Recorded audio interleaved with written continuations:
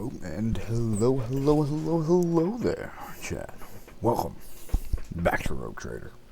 You know what time it is. I know what time it is. We all collectively know what time it is. It's time to find this fucking Dark Eldar son of a bitch.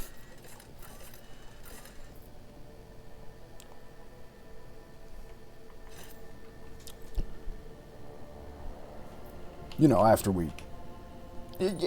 some other stuff.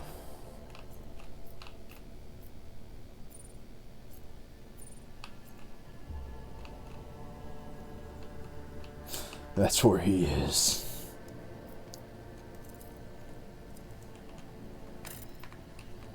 He's over there, chat. Taunting us.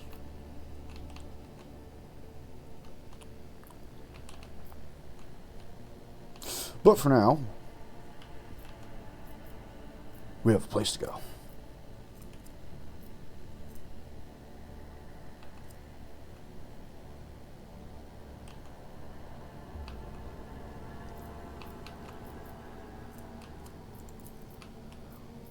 Don't blow up, don't blow up, don't blow up, don't blow up.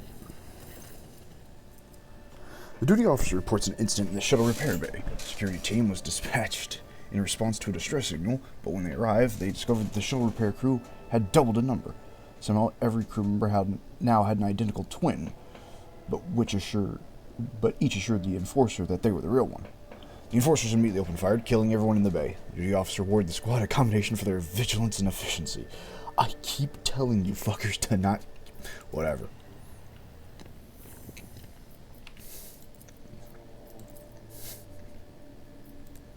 Fucking man, whatever. I don't care. Just kill the poor people. Fuck it, whatever. Ships and fortress notified officers about a strange insect-like creature appearing in the astropathic chamber. The entity was destroyed, but yeah, the larvae thing. Yeah, I remember that one. Anyway, yes, chat, welcome back. Last time, if you remember, we did horrible paperwork nightmare. A Dark Eldar talked to grip as shit, and I made the world's worst fucking highway. Not in that order.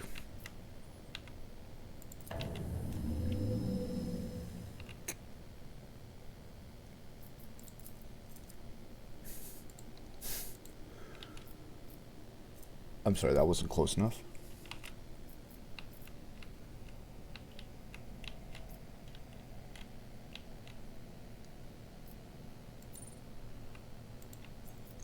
Whatever. So, current order of business.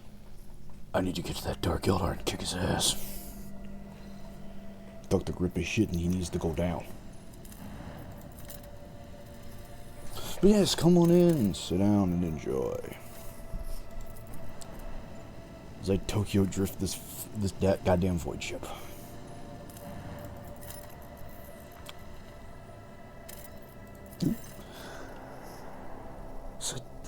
Sentinel's Pride hives are oozing noxious haze veins with sulfur streaks of promethium fumes from the gigantic distilling cauldrons located beyond the temperature shields. Vast endless deadlands litter the spots of promethium stations and refineries, separated by colossal rockcrete and adamantine with its crown of gargantuan spires. The heat of the star system has turned this world into a boiling but lucrative gland with the body of House Cordoa Protectorate. It's hard to tell what's more impressive, the grotesque grandeur of this place or its extreme toxicity. Both.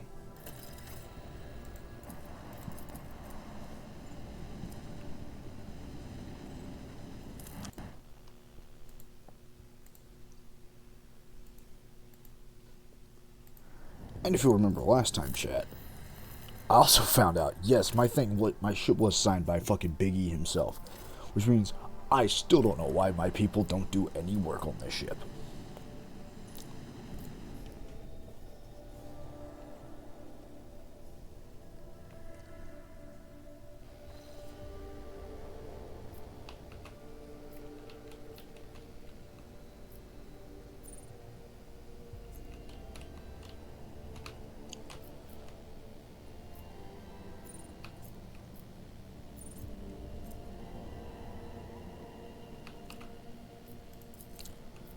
Oh boy.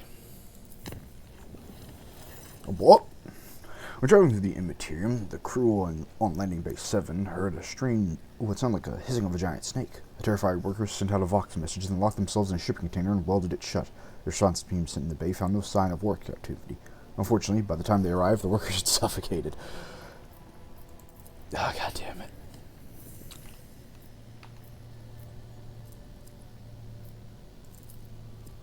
It's so good to know I'm hiring a bunch of fucking buffoons.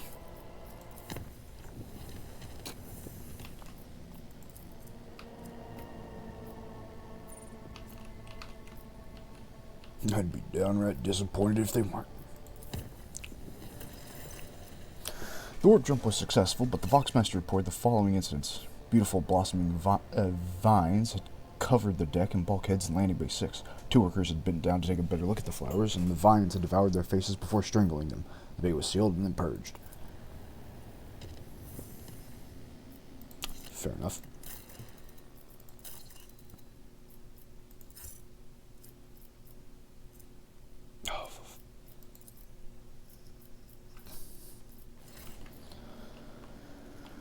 Do I even want to know why I'm being summoned?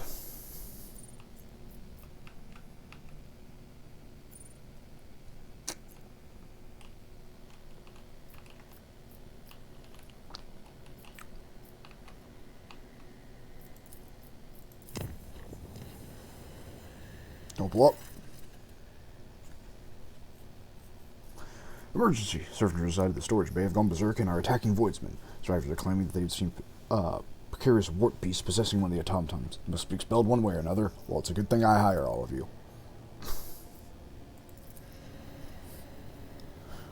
Well, it's a good thing I pay you to do that, huh?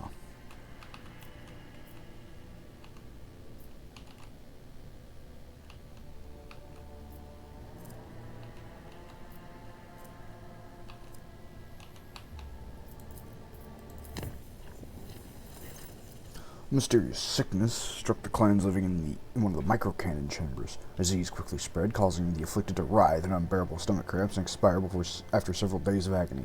Before the officers could react, the neighboring clans took the issue into their own hands and flooded the chamber with carbon monoxide. Microcannon was put back in service, and the vigilantes were punished for subjecting the root trader servants to mob justice. Finally, there's a punishment for people not doing my fucking orders. Oh shit, this was the planet to go to. Nice, I didn't even realize.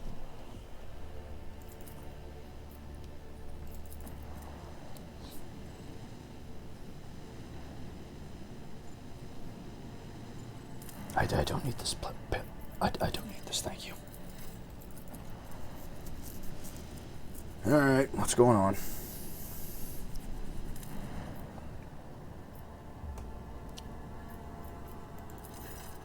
Drukhari have been delivering precise strikes to the colony, tormenting its Terra's inhabitants.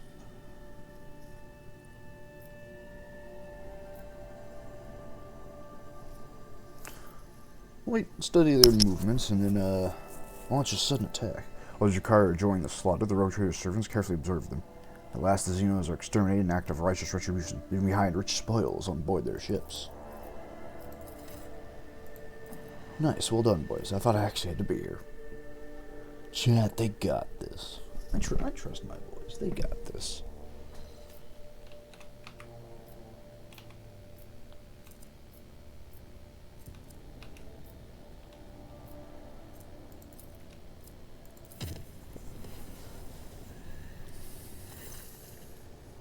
The Lord Captain and her crew have lost track of how much time they've spent in the warp jump. The vessel itself, the groaning of the bulkheads, the Voxmaster's board. It all happened so many times before, and would happen yet again. No matter what occurred, the officers would not shake the feeling that they were running in circles, as if the voyage across the soul of seas would be eternal. Routine actions blended into grey nothingness and filled the crew's heart with anguish. Many members considered submitting to the mercy of the chaotic powers outside. Days went on, and the navigator did not give the order to leave the Immaterium.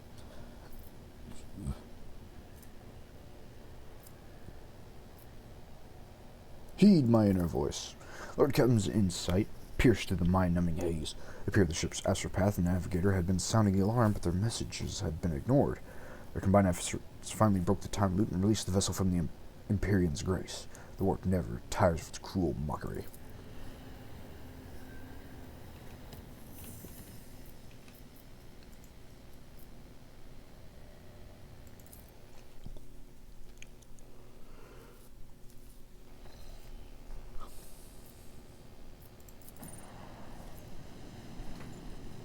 Alright, Adar, tell me about... Surely if you would spare me on footfall when you're not deciding our lackluster fates, I'd be delighted to see you in my Amakar in the... At my Amakar in the... Amasekas. I'll tell... Octi to set aside some decent wine in case you decide to grace our humble party with your luminous presence. What the fuck is that? Some kind of celebration? It's an occasional celebration of my world effort. It is a day when a person shows by their actions they've reached maturity, that their spirit is ennobled. Among the effort and nobility, this day is considered more important than any other symbolic event, such as their first cry or the day of repose. And by a wonderful coincidence, my Amakar happened to fall on the day when I also wish to celebrate my acquisition of the Merchantum Tableau Officiel. So, I'm gonna be rubbing necks with thieves and the smugglers. Oh, only my nearest and dearest friends are invited. People whose visages make my heart sing, my eyes glisten, my lips bloom with praise for the Exalted One. As to say, you won't encounter thieves or smugglers among them. They make a majority, in fact. Yeah, sure, why not? The lowly regulars of the Amasekos would be telling their great-grandchildren about the day they'd been honored of witnessing your dazzling visit to that unworthy dive shedding. That is, of course, if they live long enough to see their grandchildren.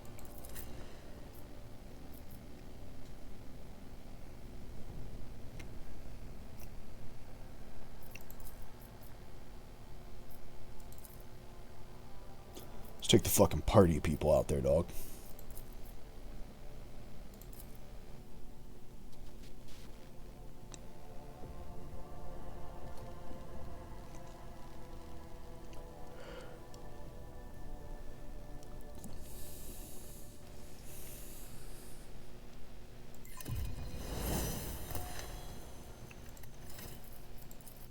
Wear heavy armor if you want. Wear light armor if you want to actually dodge enemy attacks. Wear heavy armor if you want to laugh at the notion that you give a shit.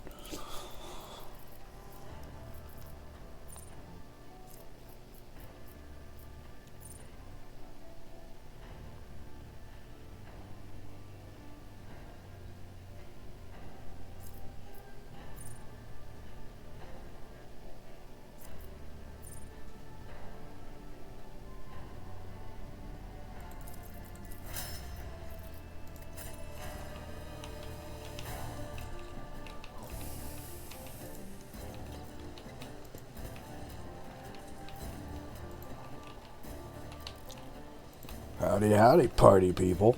Follow my lead.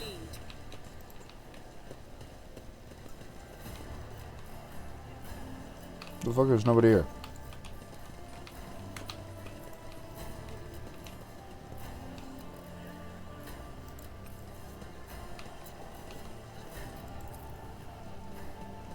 The Inquisition taught me many things.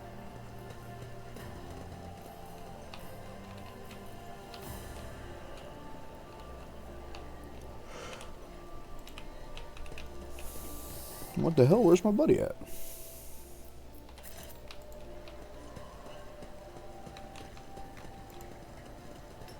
Oh, there we go.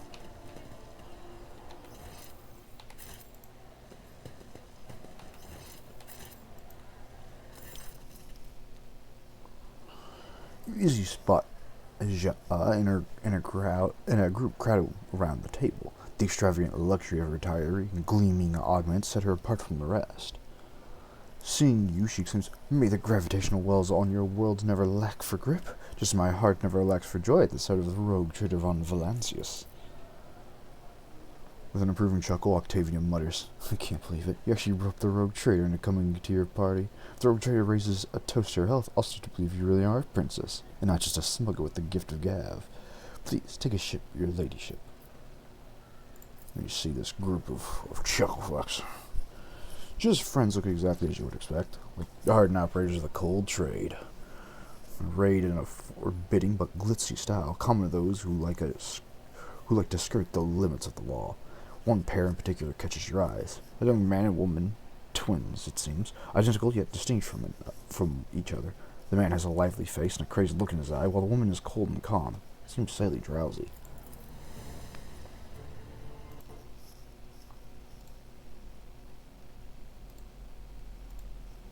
Couldn't you guess these two fine ones right here?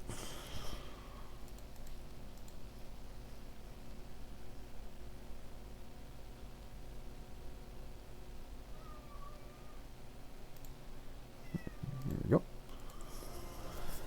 Octavia readily tops up the glass on the table, playing the role of customary host. But you notice that her and Jay's chairs are drawn significantly closer together than usual for a pair who seems connected by superficial acquaintances. How's the party going? We've been laughing and celebrating life shedding, as true friends do. But until your arrival, we were but stars in a moonless sky, merely heralding your coming. Now we are happy. Frack it, I'll join. Octavia draws a bottle from under the table. The glass is as thick as your finger, but it's covered in wax seals. With no exaggeration, it's the finest emissary that has ever graced this bar. Jay personally acquired it, as she says, for a special occasion. It seems that you are the special occasion, your ladyship. A crowd around the table falls out, exchanging awkward looks. It appears they are unaccustomed to drinking in the presence of lofty individuals such as you.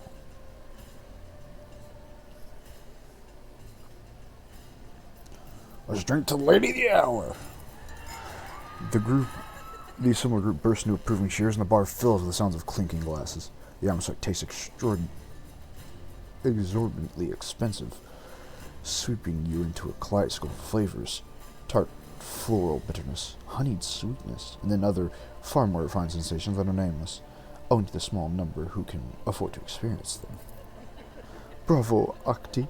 This emissary will do me very well. Very well indeed. Jed's self-satisfied reply elicits general laughter, and the tension at the table seems to loosen slightly. So are you two friends? Octavian offers you an arch smile. Friends? She's my worst enemy, the vengeful spirit of retribution sent to punish me for my youthful transgressions. Mistress Hydera has a special gift for knocking me off balance and dragging me into difficulty. I'd have barred her from the Amasakis long ago if it weren't for her habit of tossing money around like confetti, and paying triple for anything she breaks. Do you see, Shedding? Do you see the petty, miserable, callous, unforgiving friends the Exalted One has sent to me? So these are your, associates? The precious roses of the garden of my soul, and the golden little bees that bring honey to riches to my treasured house. Yes, this is my crew of cold traders. The two identical ones are the trickster twins, my closest associates. Car, our resident hothead, and his much wiser sister, Tora. Hi, how you doing? Don't let her fool you. Don't.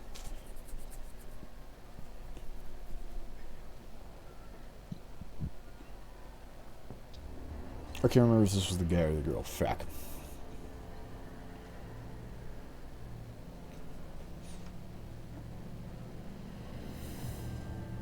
Oh, don't let her fool you, your ladyship. She's only calling me a precious rose 'cause you're here. It's just us. I'd lucky get if I get that arsehole with the gun. Because you are that arsehole with the gun. If I drag you out as many scrapes as Jar has, that's not the name I'd be using for you. I can tell you that much. Car's sister rolls her eyes.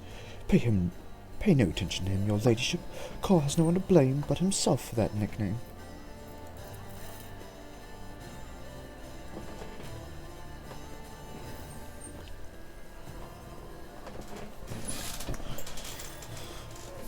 The man who has approached the table is hideous by anyone's standards. Repulsive face, greasy hair, and bulging veins at his temple. His attempt at an amiable smile is transparently false and off-putting that your fingers itch to reach for your weapon. With a surprised asking at you, he says, Mistress Hydear, allow me to wish you a happy Amakar. Master Merce could not let such an occasion go unmarked. He sends warm wishes and a gift.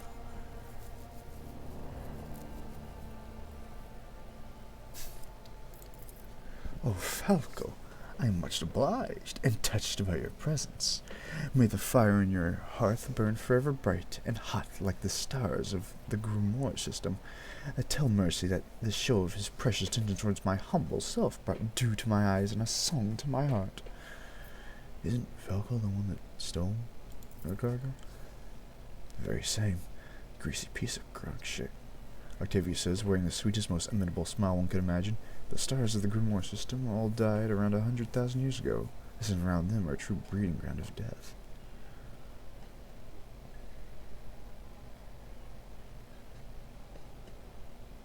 Is it customary to attend the parties of people you tried to ruin? After you get involved in their turf war, they all decided that the peaceful resolution would be for the best. This is a symbolic confirmation of the ceasefire. Damn right. So Woden walked in, they went, oh fuck, I don't want that smoke. Who is Mercy? Some big mysterious figure in the mission. The Casablancs put him here to keep a handle on things and make sure the interests of the senior partners aren't forgotten. If anyone does become forgetful, Mercy comes along, somebody dies, so everyone else panics and empties their pockets. Falco and Mercy aren't officially connected. Falco's just another prosperous mission agent like Ja and other people, but Falco's happy to do Mercy's dirty work for him. That's why he gets preferential treatment. And where's your present for Ja, Falco? The smuggler stares at you and blinking with his pale eyes, saying nothing, then rearranges his mouth into a smile remarkable in its hideousness. Of course, your ladyship. And this gift is from me personally, Mistress Hadir. Wise.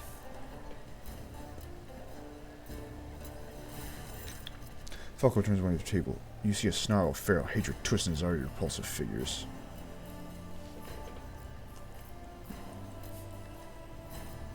Even foes are bowing down before Jay Hadir.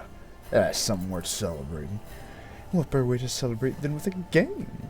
With stakes, naturally. Jay is my Amakar, and that's what I want. Jay draws a stack of carved plasteel tiles from her pockets. They're decorated with symbols and fine maglines. Holding the tiles in one's hand and raising her glass with another, Jay asks, "What do you think, Shelly? Does the rogue trader have anything she's willing to wager?" You recognize the tiles in Jay's hands. It is set for Tantolo, a game popular among gamblers. Each player is dealt several tires, which can be arranged into a pattern of specific value by carefully matching up the maglines. Whoever has the highest value wins. Voidmen love playing Tantalo, which is usually won by luck or skill. I don't know the rules. It's easy. Every player is dealt a few tiles. The tiles are connected by maglines, and there are lots of possible combinations. You arrange the tiles in a design that has a particular value, and whoever has the highest value wins. Sure, I'll play. Watch out for her ladyship, lads. She was awfully quick to agree just now. I have a sneaking suspicion about how the rogue trader acquired all her countless riches. Damn right, blackjack. And I'll warn you now, playing for money is considered a wrong one effort, because gaming is tempting fate. Instead, we're playing for wishes. What were you talking about before I arrived? Business, my dear Toro. Whose mind never strays from the chilly peaks of the mountains of money she's made. My dear Toro, whose mind never stays from the chilly peaks of the mountains of money she's made, was telling me the latest cold trade news. Exciting times are upon us. We are not the only ones tested for weak spots. Vadim set up the Ultraquisitors putting the Ultraquisitors out of business. It looks like he's got Mercy's blessing to do it. The big beasts are picking off the small ones. I think things are only going to get more interesting from here on out. That means it's time for us to step up and become major players, eh? Carl winks at Jay. I know a couple of surgeons at the Ultraquisitors, as dry as you like. We could tell them to cool their heels with us, and they'll be more willing at the other altars. We could take on Falco and even blow Vadim out of the airlock too. Call my sweet, before you go chewing Flasline and Shingars. You need to check the altar and hide the pulses. If Ladim was playing all the lines, he wouldn't touch me. But I don't want to shift the risk to you onto you. There's chatter about the commission. The conversation quickly turns to the impenetrable mishmash of terms from the secret argot of cold traders. Let's look at your hand. You've been dealt a poor hand. You cannot make a high value arrangement from the tiles.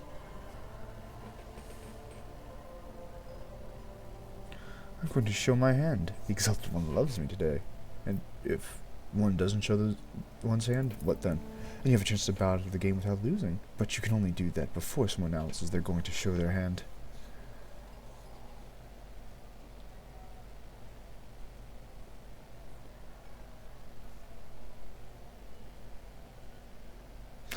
No luck.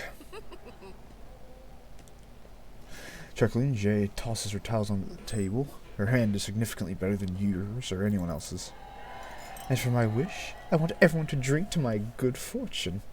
It has already granted me a gift fit for a queen. I'm talking about you, Shuddy.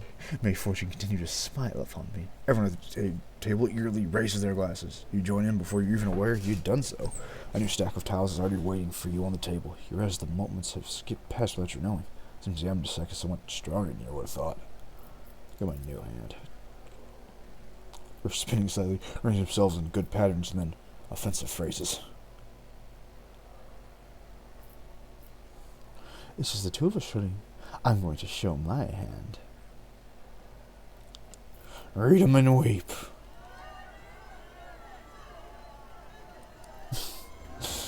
The sight of your hand sets everyone at the table into a flurry of excitement, but then the chair turns into a roar of triumph. Jay's hand is the most valuable in the game. I win again. What should I wish of you, Shuddy?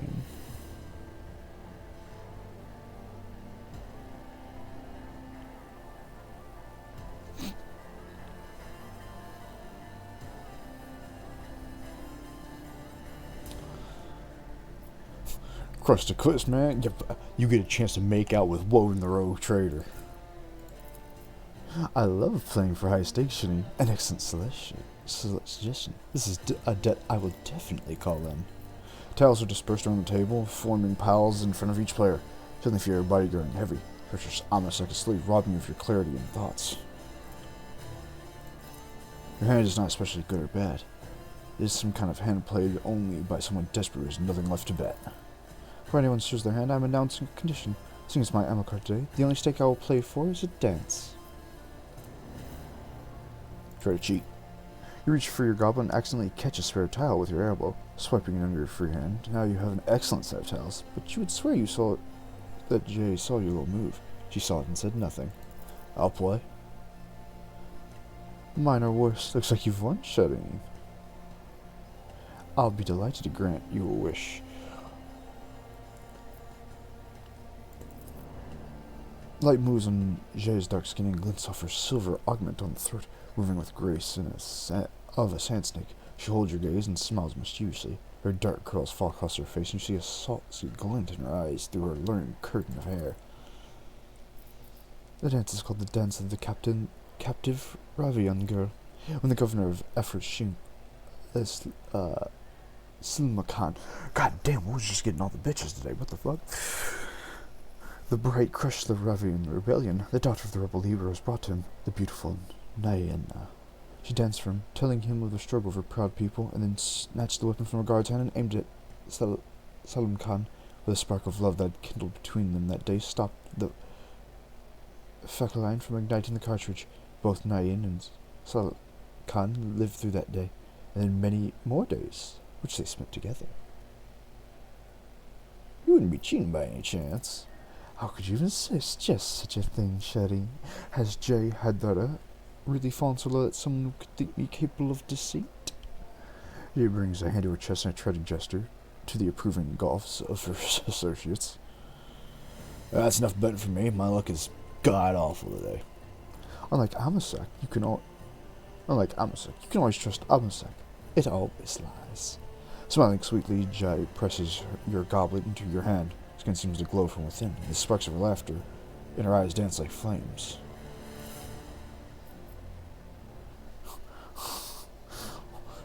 Man, Woden's drunk enough to just keep hitting on people. Damn the sex deceit.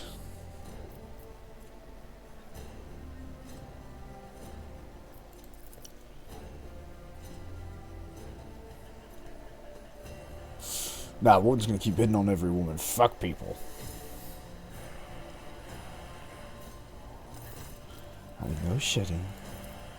Fog swirls in your mind and appealing ideas and of other ways you can amuse yourself at this party. Turning to the maelstrom of chaotic thoughts, you let all the pervading merit determine your fate. Woden got pissed drunk and got more bitches.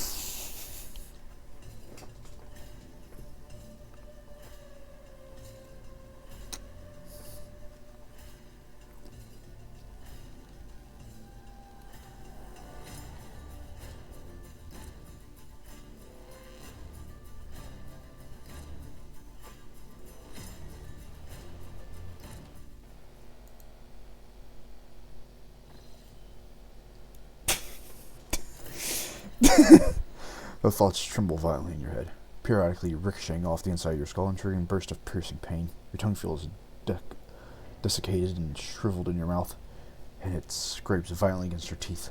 Light. Light is the enemy. Self-awareness returns unbidden, bringing with it an inexplicable sense of awkwardness.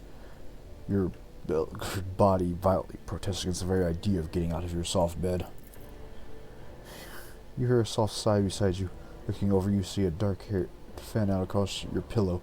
Jay, who is cozied up next to you, fallen asleep. Fully dressed as you are.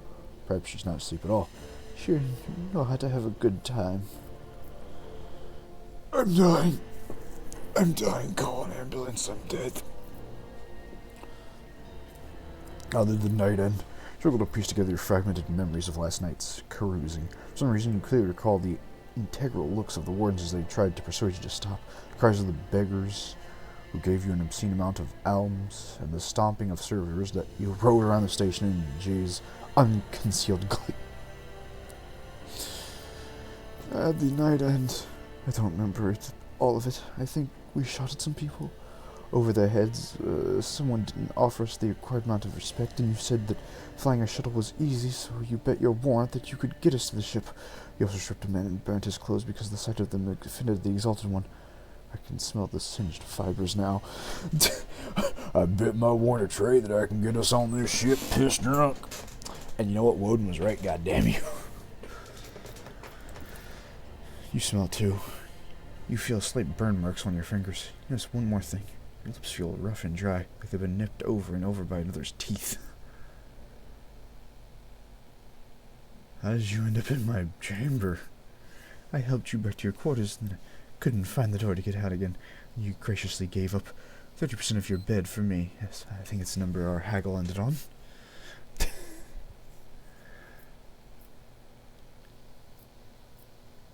We didn't fall in bed just to sleep, did we? You don't remember anything at all, Charlene? Neither do I. All the better. What sweet and thrilling scenarios we can imagine to fill in the gaps. We need to make ourselves presentable, and I need to throw up violently. I'm sorry to see you were right, Charlene. No matter how soft a bed or how pleasant the company, there's a line we must not cross. I am perilously close to doing exactly that by getting a couple of bottles of delicious medicine for our aching heads. By the way, there's one thing I remember about yesterday. You, Charlene, wanted to know what kinds of gift is customary to give a girl on Efret. You never heard the answer. The wind of sleep had already wished you away, but weapons valuable in loyalty, that's what the girls are given on my world. Winking playfully in farewell, Jay gives you a dazzling smile. I'm dying. I like to think she was supposed to be sleeping there normally, but I like to believe we were both just so pissed drunk we passed out in that bed.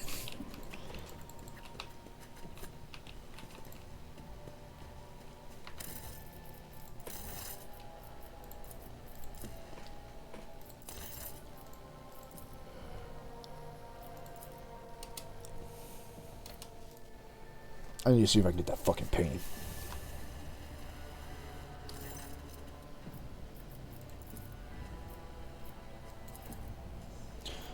God damn it, that's not who I wanted.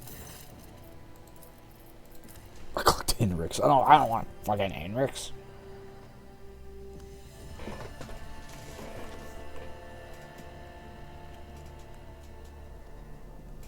Actually, having your lip up here would be really funny.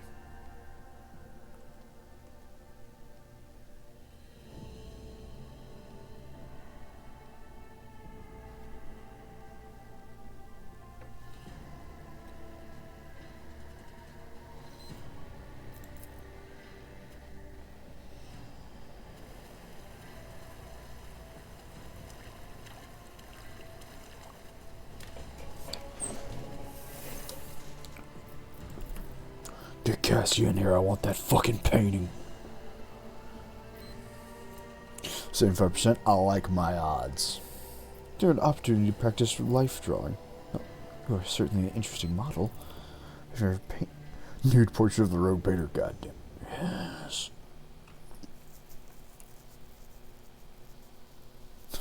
You could spend hours trying to figure out which specific part of the painting is supposed to be your face or your leg, or if they're even depicted at all. I've never painted people before, but I'm going to try if you insist. Cassie picks up her brush. Two of you spend the next hour engaged in small talk, and her awkwardness soon gives way to intense focus as she becomes immersed in her art. This painting, it may not have been what you have in mind, but still, this is how I see you and your colors.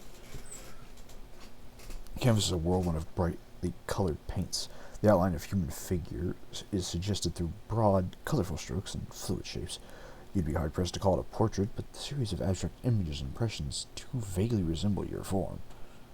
Your style is unique. I like it. Cassie's cheeks turn pink, and you feel a flush of embarrassment. You're most gracious. It would be a pleasure to paint like this again sometime, though perhaps in a more traditional environment. Yeah, I'm feeling better already. Now do it again, because I gotta talk to Yarlette.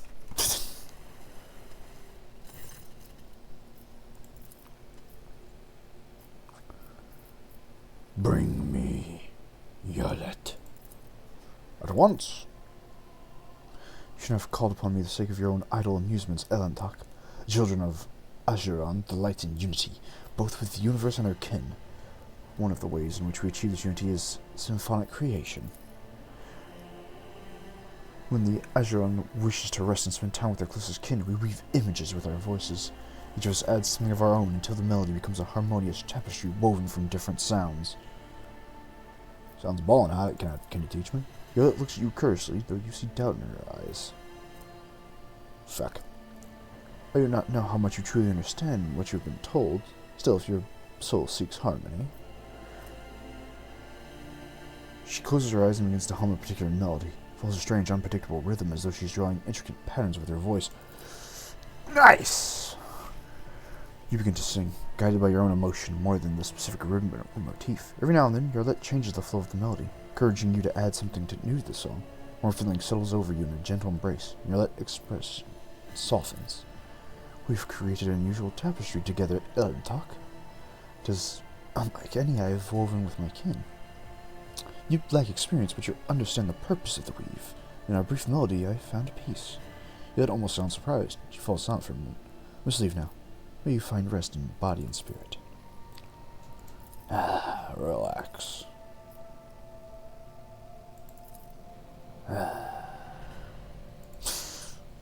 Well,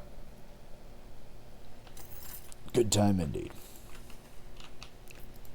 No more blood is coming out of these, right?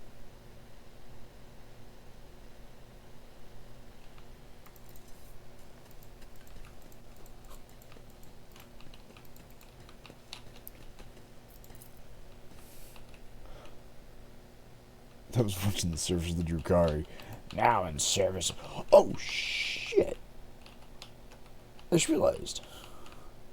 This place is getting filled up with my trophies. I hadn't even noticed. Balling.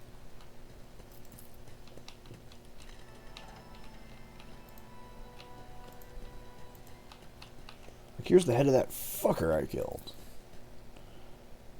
The Mask of Aurora, the prophet of Artemio, foretold the final dawn of... Yeah, I killed that guy.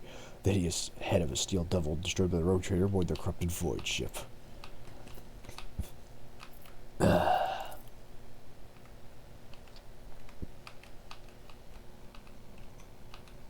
Now that's art.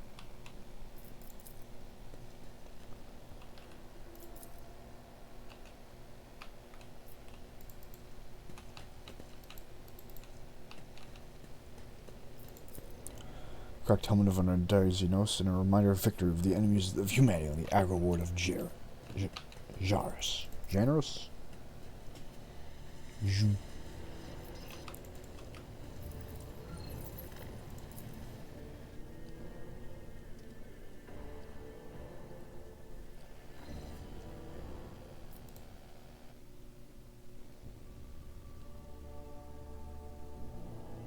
Damn, we've already been going for 40 minutes? Man, playing this game really has time to get away from us.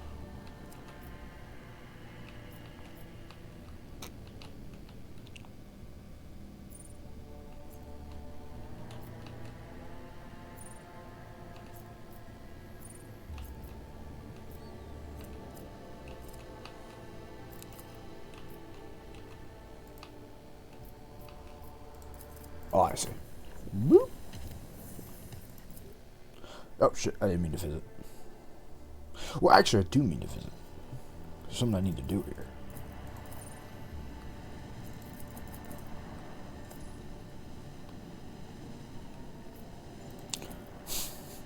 Ah, my fort that I've slammed in here. Lord Captain, the commander of Henko's Hirakon's Rim reports that the outpost is keeping a vigilant eye over the vicinity of the capital world. No enemy ships or unauthorized vessels have been detected. Good. Good.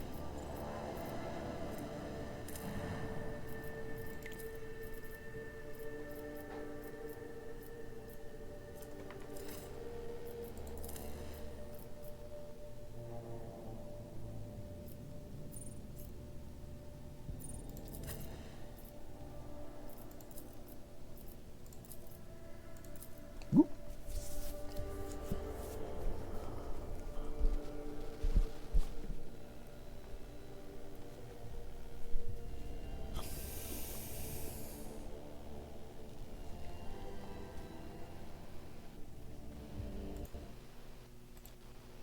We'll have to call the stream a little early. Not yet, chat. We still got like at least a little bit more than an hour, but we will have to, so I can go grab lunch and be back before the tabletop.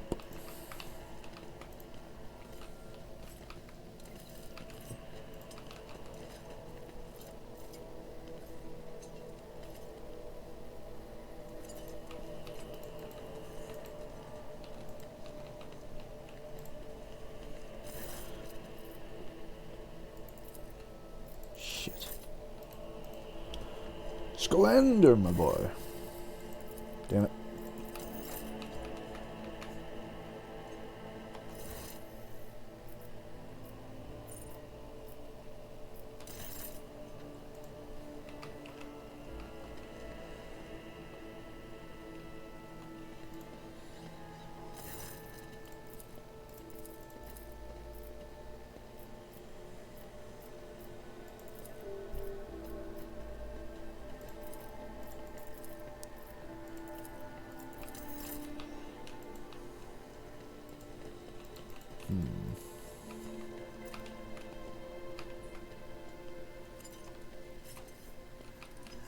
Someone on this planet has to know where that damn safe is.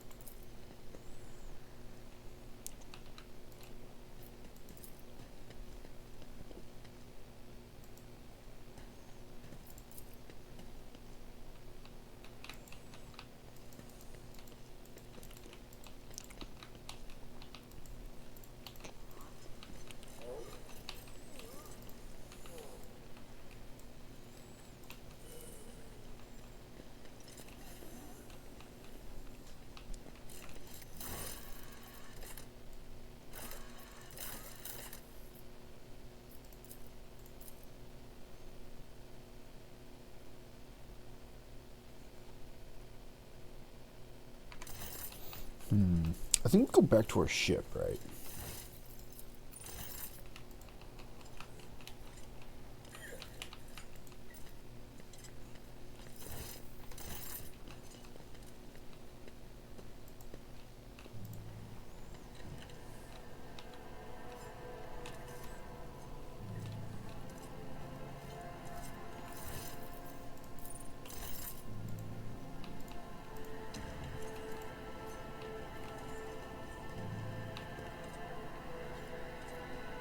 Where's Charlotte and,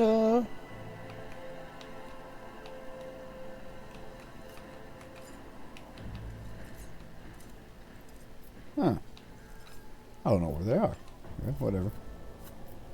To the void ship bridge.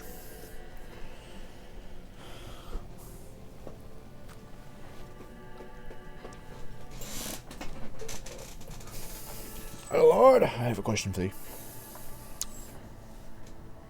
Guess who? Woden's sleep paralysis demon?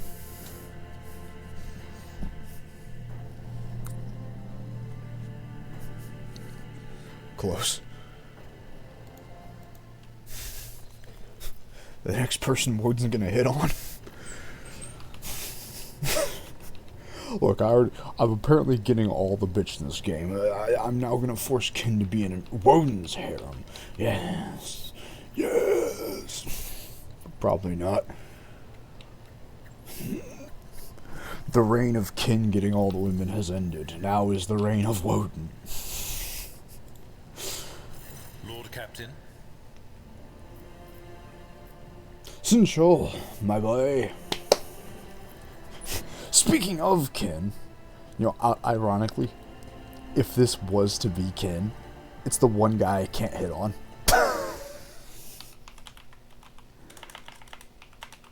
Let me double check that. Let me double check. Let me confirm that real fast.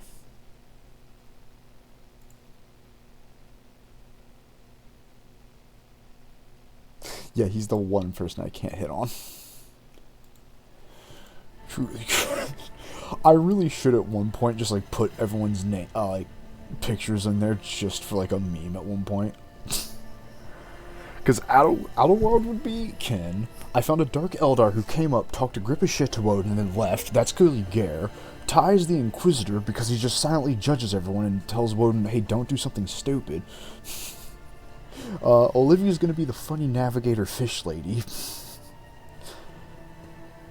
That or I make that mental out, I can't quite tell who, and I already have egg. Best girl. Best egg. Untouchable in more ways than one. Yeah, Ken's untouchable. By God, he'll measure you, don't you worry. Sinjal, what gift would you give a girl you like? I used to give Genusian lilies to the girl I liked, but the species long since extinct. Now it lives only in my memory. Ask someone else, your ladyship. I am too old to remember how to charm young ladies. You're making Olivia a fish.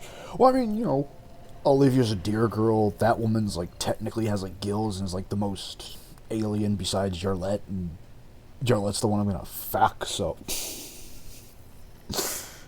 Plus, the fish lady is a noble woman who constantly acts like the most like a fucking princess every 15 minutes. So like, yeah, that scans. It scans. I discovered that there's caches left by Theodore, someone on Dringos and Kavagama. You know anything about this? It is wise for a rogue trader to have caches where they can safely store important information. And utterly unwise to share the coordinates of such caches with anyone, even one's most trusted associates. I'm afraid I do not know how to find the caches, but I can offer some help. Your predecessor used this numeric code to deactivate certain defense systems in her service. If I know Lady Theodora as well as I think, then I'm quite certain that she left her caches well guarded. In that case, this code will be useful to you. Thank you, my boy. I think I know exactly where I think I know where the cache on my home planet is. Also, Ken, you missed it. Last session, Woden had to do paperwork hell. You missed paperwork nightmare. I had to stand in line in a queue on my own home planet for 3 days. There was an option to gun down everyone in that building, and I thought about it. There was a moment of weakness where Woden almost gunned down a fuckload of civilians just to leave.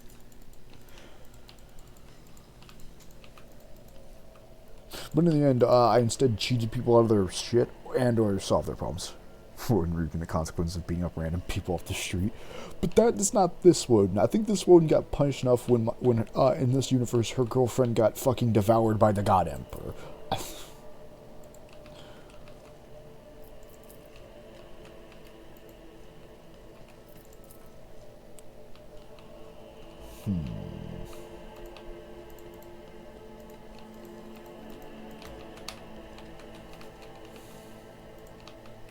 Nani?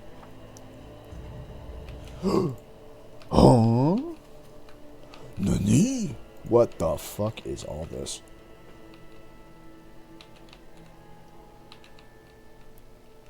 Is that the head of one of the Eldari, like, super tanks?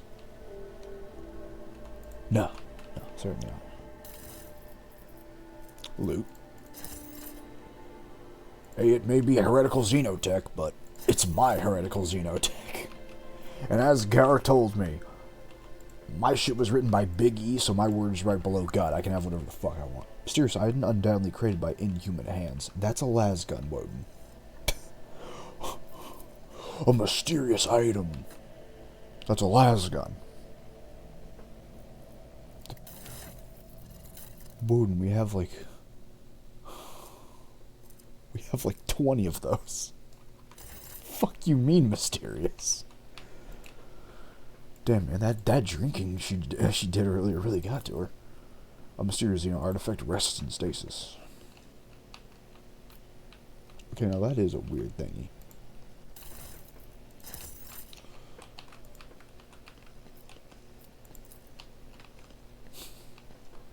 The shelves of the libraries are laden with dusty tomes. Your eyes linger on the works of several administrative adepts and the memoirs of several unfamiliar explorer of distant dead worlds. Undoubtedly created by human hands. Now, Woden, that's a plasma gun. And the thing you were looking at is a 12-gauge shotgun. Again, what do you mean, mysterious? That's... Yeah, that's a shotgun. Alright, now you're just fucking with me. That's the same fucking lasgun!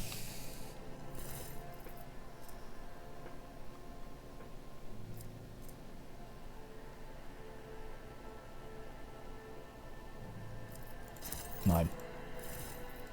Mine.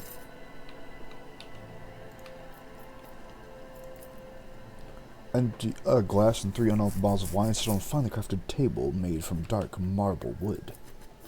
Did someone say mysterious? The secret room is remarkably quiet and almost homely. Perhaps your predecessor used it when she sought solitude. Listening to the muted melody coming from the Vox speaker, you can imagine Theodora reading a book with a glass of expensive wine in hand. Change the music. The screen of the really unrated, but I'm currently eating the sweetest Rice Krispie treat known to man. I feel like I'm pouring a bag of sugar into my mouth. Holy crap! So what you're saying is you've gotten at least a quarter of what Kin does every day. You're really getting in the spirit for the tabletop tonight.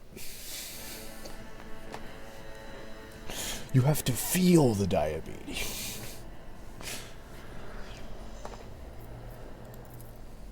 You recognize the melody that has been playing now in the first 36 parts of the Symphony of Honor and Duty. Supposed to influence Kin, not the other way around. It's too late. I want that one. You're allowed to click inside the Vox speaker, and the piece that was playing earlier starts anew. A siren shatters the tranquil atmosphere in the room. Alarms have been sounded. Oh god fucking damn it.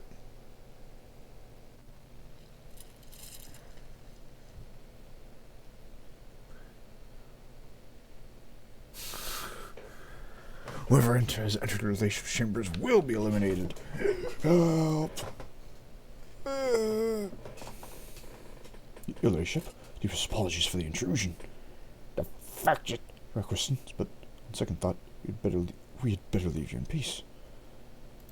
The fuck just happened to me?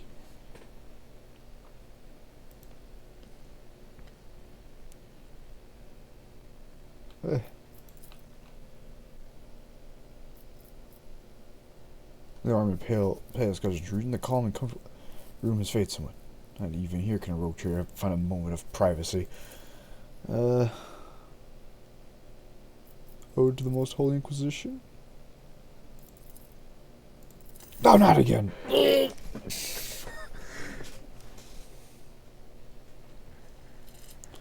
Oh, Woden, goddammit, not again. Trespassers, surrender or be killed. No, it's just, that's fine.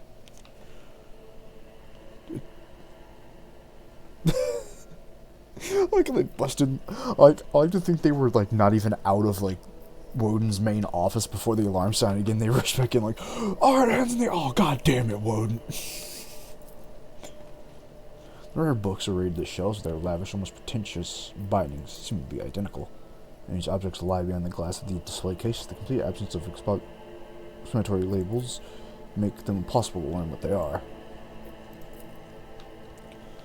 Dust is accumulated on the oil smears. If certain servers do access the room, they do so very rarely. Okay, fine, fucking this one. The music in the speakers momentarily goes louder, filling the entire room, then goes back to normal, seemingly without any change. Have a glass of wine. Flame of purity.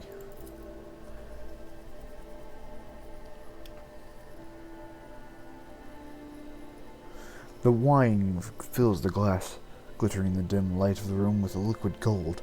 Its tangy flavor burns your throat, leaving behind a spicy, biting aftertaste. You hear a short, faint hum as an unseen motor stirs in motion. Here's a book. Several books are stacked next to the sofa. Some appear ancient, while others look like they've never been opened. Among Theodora's data that has been restored among your cogitators, the phrase "litanies of the motive force" is the title of one of the books here. Oop. As you pick up the book, a hidden button on its spine clicks under your finger. The room responds to your actions with a quiet grinding sound, and a small nook reveals itself from the nearby wall. Inside you find a databank bearing the Von Valencius coat of arms. Then my work here is done.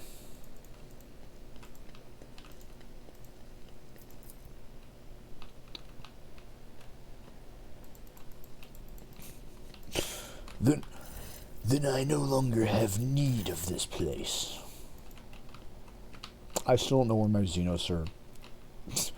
I don't know where my Eldari nor where my battle sister went, but it's probably fine. How much trouble could they realistically get into? Oh wait, they're together. Oh fuck. Wait, the battle sister and the Eldari are next to each other? Oh no.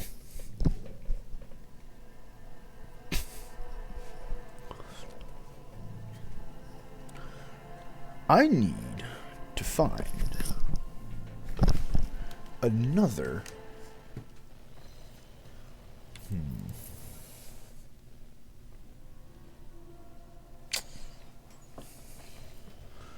So we come to a bit of an issue. In order to kick Ken's ass, or in order to kick Gare's ass, I need more. Wait. Oh shit, chat. I'm about to do something about near suicidal. The clan servicing the Void Shields array petitioned the Lord Captain for aid. Departments have become overrun with pearlescent fungal corruption. The Malicum claimed one chamber after another. The thick black spores poisoned the Rogue Trader's servants, causing their eyes to burst and their veins to swell until their skin ruptured. The clan was issued reinforced unirobes and gas masks so they could keep working while the soldiers burned away the infestation. By the god Emperor's grace, no perils of the war prevented the vessel from returning to real space. Do I make this safer, chat? Or do we say, fuck it, I ball?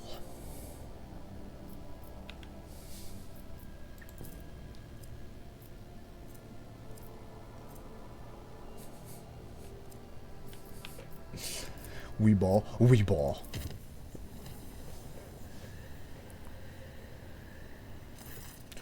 A warped tear split open the storage decks, and the whole deck of daemons burst through.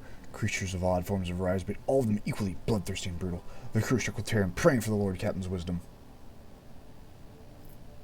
You got this? I give him a fucking cross. You guys got this.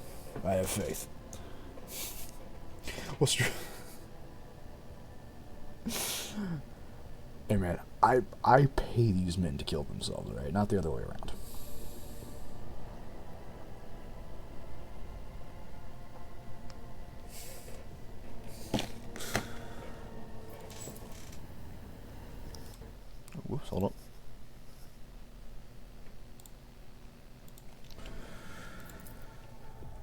I don't know, I'm not paid to die. They're paid to die. Let me go back, hold up.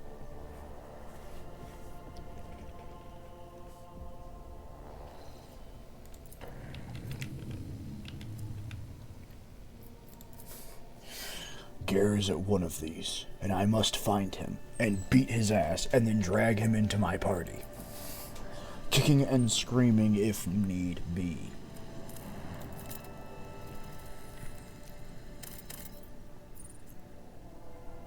There we go, positions. Wasteland Wayfarer. Deploy the boys.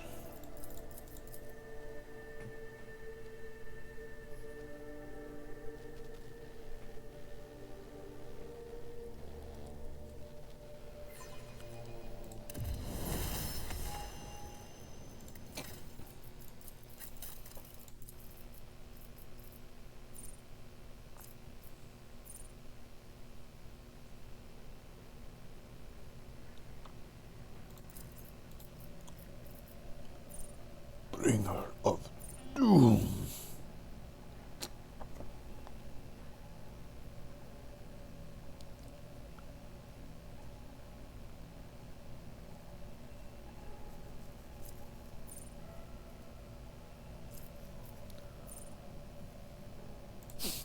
Oh yeah, successful dodge means I do more damage? That sounds fucking ridiculous.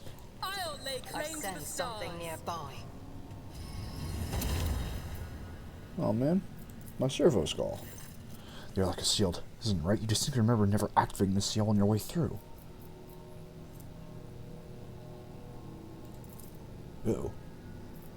This is the rogue trader speaking. We're having some difficulties here. The white noise of static is all you hear in response. If the Voxmaster cannot reply, she's brazenly ignoring you. Her comms are being jammed. None of these possibilities bode well. Better force this bitch open. The plasteel, durable enough to withstand the pressure of an interplanetary void, absorbs your hits with supreme indifference. It'll take more than that to break through. Ew.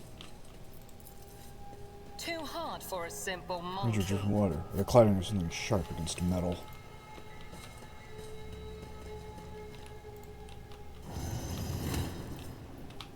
Everyone get your... Any challenge for me? Everyone get your beating sticks out. I was taught that Xenos were abhorrent creatures. But you do not look terrifying. You look unusual. As do I. Naive child. You are a monster to your own kind. Were it not for your third eye that sees Shael, the thread of your fate would have been severed at birth. You're like, can you be chill for like 15 seconds? The Eldari talk shit at humanity for 13 minutes, then get surprised when we don't want to help them and instead beat the shit out of them. Man, I've gotta wonder why. Excellent smashes.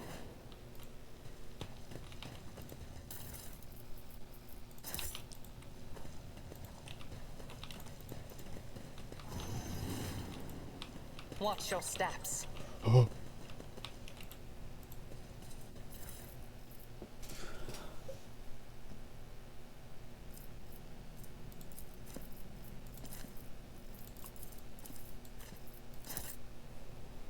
Where is that located?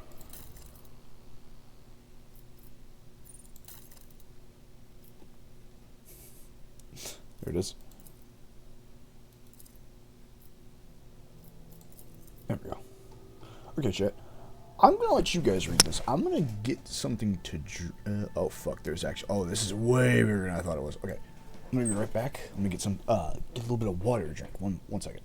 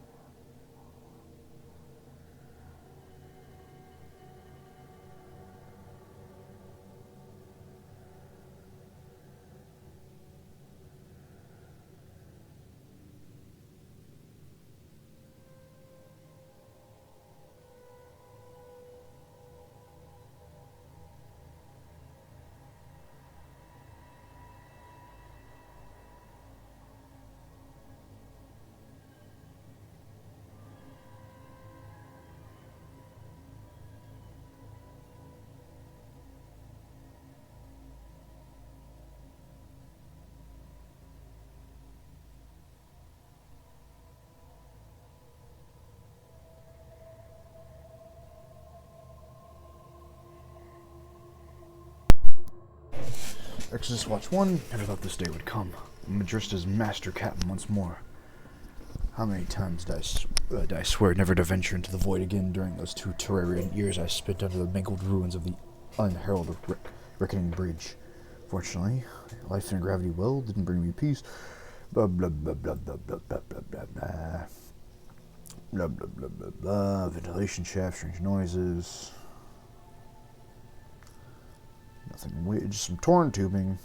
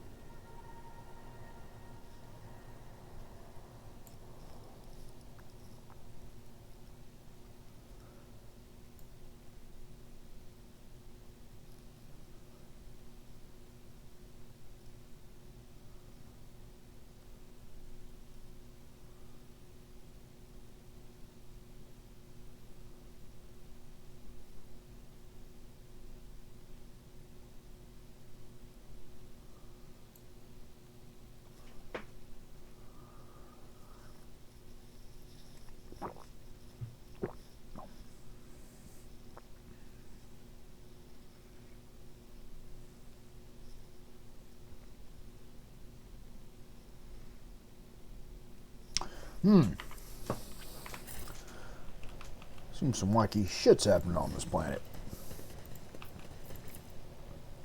It's brutally open. Why would the ship's owners break it if they could simply turn the key? A fine question. Is there any loot in there?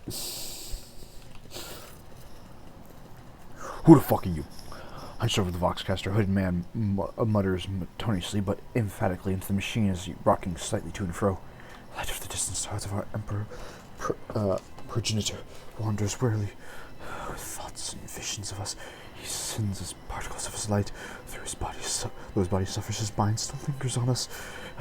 Let us therefore nourish him with the light of our souls, with our prayers, with our faith.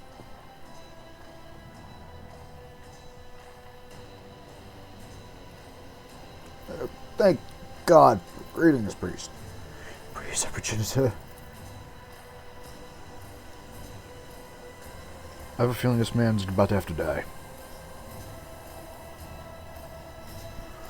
With a pale hand, he throws back his hood. You see an ugly face with a flat, wide nose, disproportionately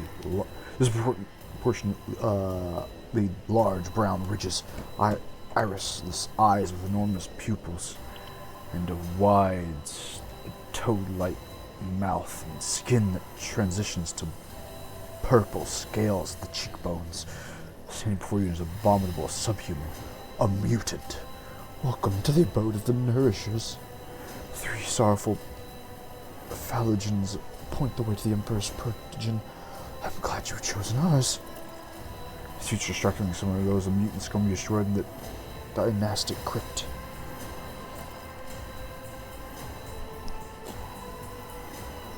Hindress recoils and grimacely touches his temple as if pained by a headache. This is bad. Very bad. Ready your weapon, Woden. Closer to my shipping, man. This being's nature has strayed too far from mankind's blessed genome. The Crete sees no humanity in divinations like these, and so it commands that such creatures be exterminated without mercy. Who are you? I am Sito Klabnos, and the nourisher of the afflicted. I am he who speaks to our progenitor. The ship belongs to me. Abominations that looked exactly like you tried to take over my ship. I killed all of them. Though I had not known them before, the Emperor progenitor brought me to the echoes of their death. An image, your image. For their deaths matter not, for you have answered the call. I am elated. What is it you're muttering, a prayer? I was praising the Emperor progenitor, so that my brothers and sisters might repeat the sacred words for me. Under stars unknown, he keeps his vigil, and sends us his light. He's exhausted and maimed, but he is gracious. He has not allowed himself to forget us. We are grateful. We know that our prayers will quell his anguished hunger, and therefore we speak to him. We beckon him so that one day he and his faithful might come and take us under his care. The man rocks gently in place as he makes his speech. Cassidy begins to rock to and fro so they can seek with the man. Purple. Everything is purple, I can see it.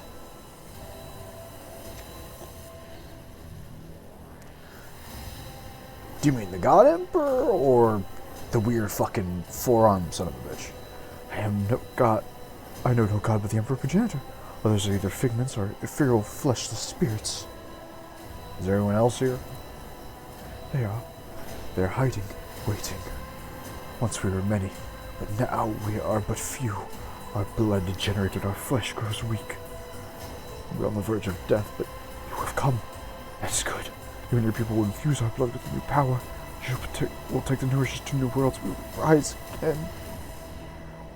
So you guys sealed the airlock, right?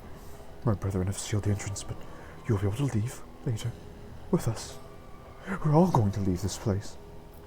This is a trap, right? Indeed, afflicted one. You have nowhere to run. The mutant shrieks, grinning. May the grace of the Progenitor be upon you. His words are piercing, coming shrill echoes of 100 voices, minds, growing even louder. It torments your mind. Before you know it, you reach for your weapon.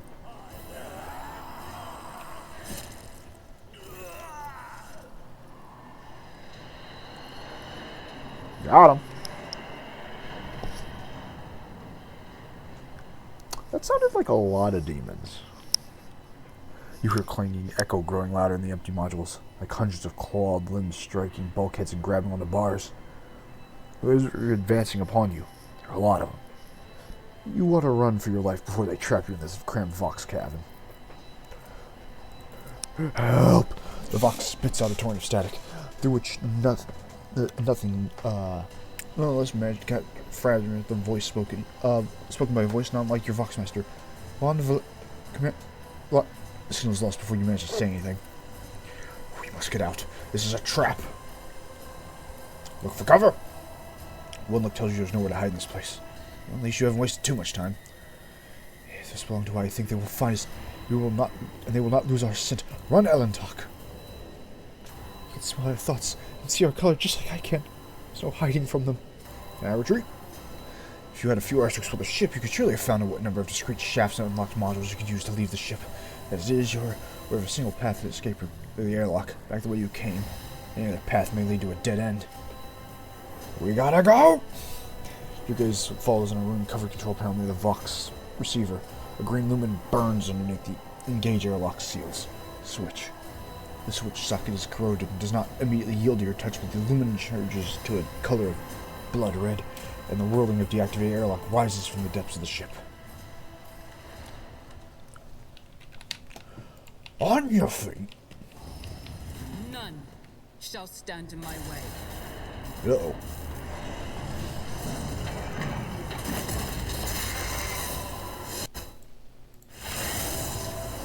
I see your darkened colors. On your feet, soldiers. We are leaving. Also ban that guy. Boop.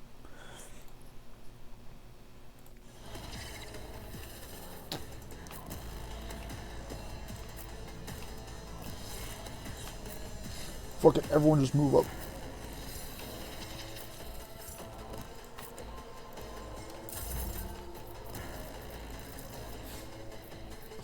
We're doing this method called fuck it, we ball. Me? If you insist, Lord Captain.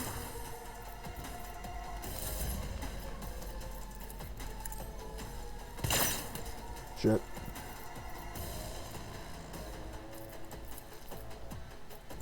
Well, I tried, Captain.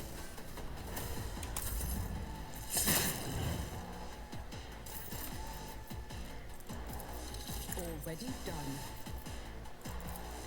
Not a problem for me. Nothing I can't. There's nowhere. Sure, we could run, chat. But why run? Why don't you just kill everyone on the ship? You know what I'm saying?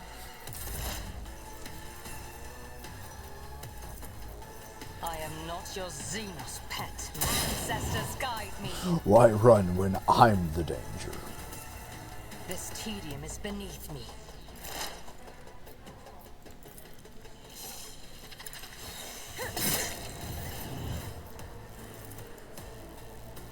I'll drag Why? you under the keel for that. Check your aim. As honor ordains. Same team, same team. I'm not accustomed to being ordered around. If I may.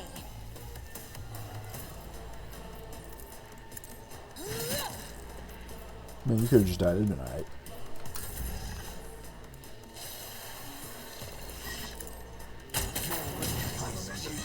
Uh-oh.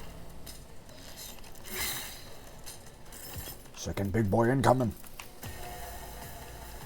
Someone's death wish is mine to grant. Hendrix! I need a foothold. Hit him with the Yoinky Splunky. Well, I tried. For the throne's glory.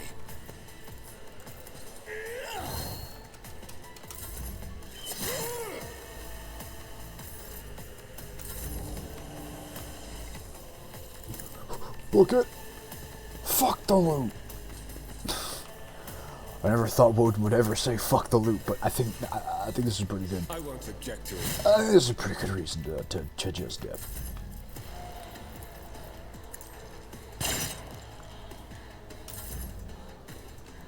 What is back here, though? A grand total of not shit, Captain.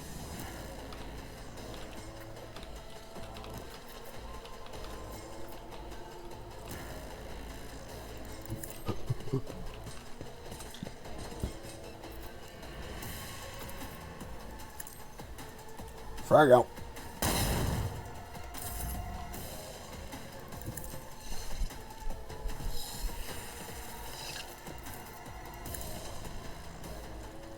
No weakness is hidden from my sight. You ever think about how, like, the Inquisition is supposed to execute Woden because I know about the Gene Stealers, but also because I'm a rogue trader, they can't do shit about it? Strength. I think about that sometimes. I am a navigator, not a servitor. Me, if you insist, Lord Captain. Girl, let's shoot it again. It'll be If it really funny. serves your cause. Fortune favors the swift. You better run. That's right. Run! Run! Oh, you little bastard. Get me a target. So I swear, sometimes I feel like this music is about to, like, just go right into Doom music. But of course, I keep thinking it's about to start blasting, the only thing they fear is you. Could be a pretty apt thing to play.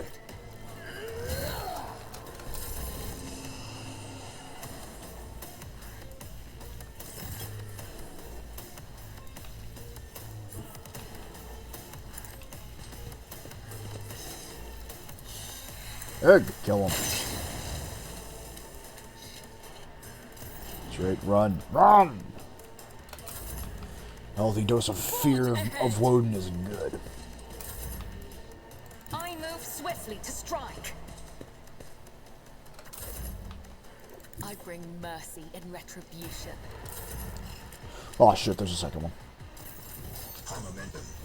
Step aside. The navigator is coming.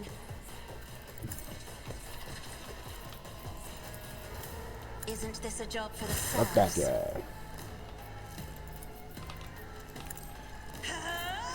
Hey, can you take that shot? Nope. In that case, Bruce Woden. Yeah, feeling better already, Captain. Then what? Paint your death in colors. I approach the designated position. If I must. No weakness is hidden from my sight.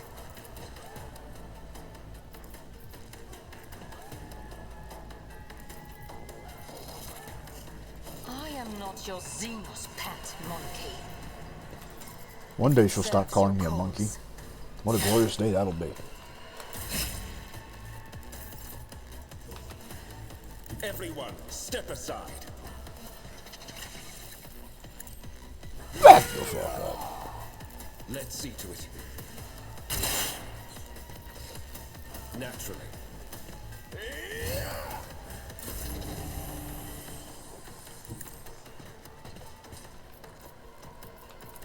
Clear the path.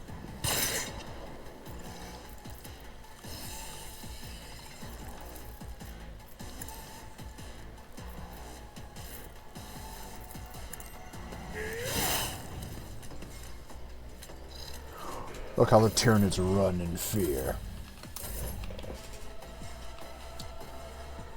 I shall not fear. Everyone fall back.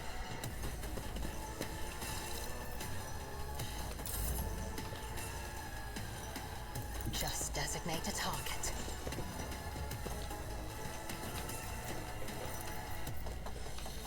I am not your Xenos pet. My ancestors guide me.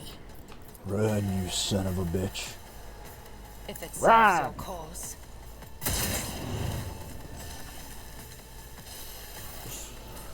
Behold how they fear me, chap. I am your blade and shield.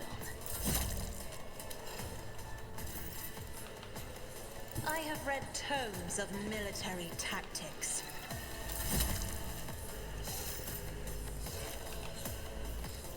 The Pulling Emperor back. is on our side. Let's see to it.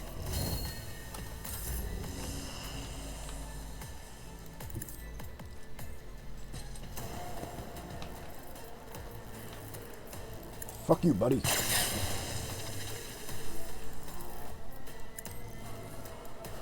Hey, Arlette. Shoot him again. This tedium is beneath me. Fortune favors the swift. Yeah, live in fear, you weird little shits.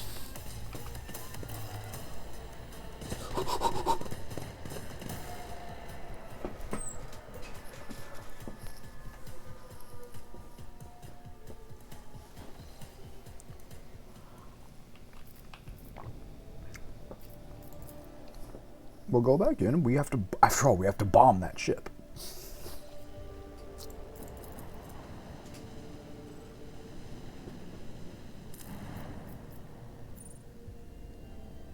I just go back.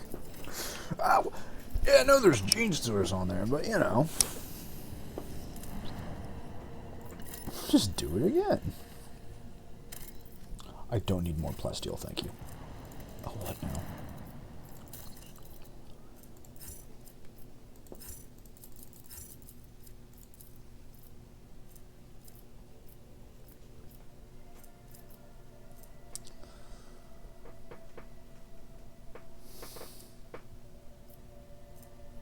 One day I'll have mechanisms. What a day that'll be. Sniffer, welcome, gang. We're just out here getting more plasteel.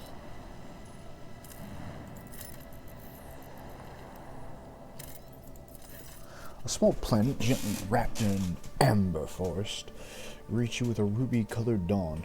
Vasil Von Dem Cleric, the local governor, gives the rogue trader a warm welcome. After several glasses of Damison, the sweltering ruler asks if Lucy Woden Mist von Valencius would like to keep him company during the upcoming hunt. Yeah, okay, sure. For several hours of riding the local peculiar animals, you make camp in the middle of a golden forest. Bestial Von Dem Cleric points to the sky. A flat dish shape rises over the horizon, constantly morphing its color and shape. The forest grows silent and empty. You no longer hear the singing of birds or even the rustling wind. The governor nods with satisfaction. A few shapes step into the clearing. Their bars are twisted into an unknown phenomenon, and you watch the freaks with astonishment as they begin to dance to the throaty cackling of their brethren. Turning their bony growths and pulsating flesh, their scaly hands to the unnatural thing in the sky. The fuck is happening? The governor smiles coyly. You're about to see with your own eyes what's happening here. The hypnotic dance seems to continue forever. The unfortunate creatures howled, whined, convulsed, unable to tear their bleeding eyes from the celestial body. When the Pavlovian disc outshone even the light of the local star, the physical shell of the things that used to be men burst, releasing beasts into this plane that not even the most fluent and capable pen could describe. Basil von Dem Cleric excitedly explains that the creatures you saw are the children of the Great Distortion, as he was the true god and patron of these fertile grounds. Once every cycle, his chariot shines his light upon the world and bestows transformation upon his most adherent followers. The rogue trader may become one of his heralds.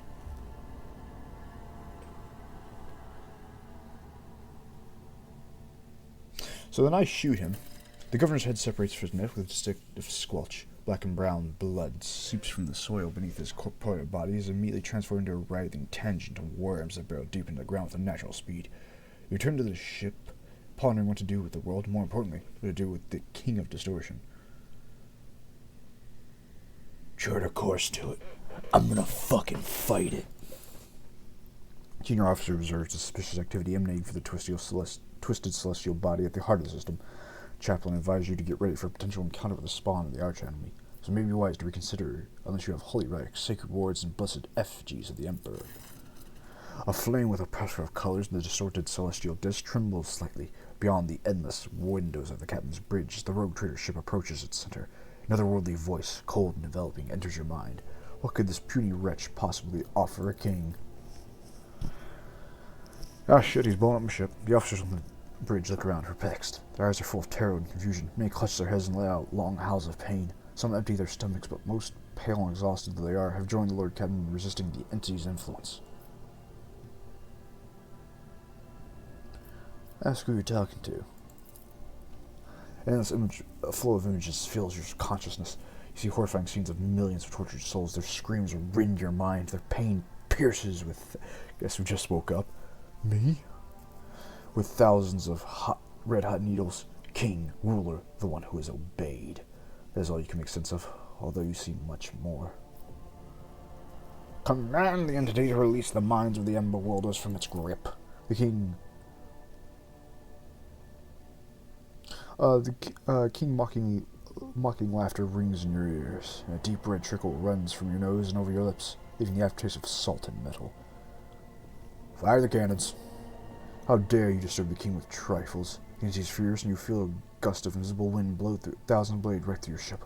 Officers are collecting at your feet, choking, hundreds of cavalry being reported from every deck. A resonant silence descends upon the ship, and a bright flash stuns you for what could be any length of time. Fire the cannons! Mushroom Granny. Odd. Oh, Tress, I'm glad you found the good shit. The fuck?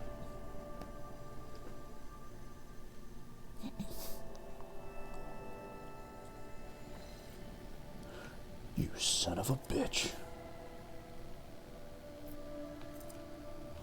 Oh, you think you get away that easy, do you? No, you don't get away that easy. I'm gonna be right back for you, motherfucker. If I humbly ask that you grace me with an audience, we must inform you of a series of outrageous breaches of discipline that threaten to dissipate the dynasty's coffers. Money. Someone's spending all me money.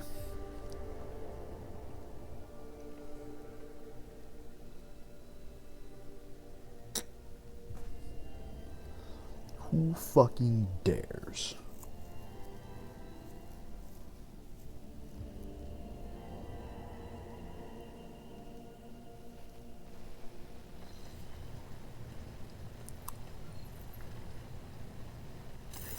Your Ladyship, I must report systematic and flagrant attacks on the dynasty's coffers perpetuated by your companion, Mistress Hydea.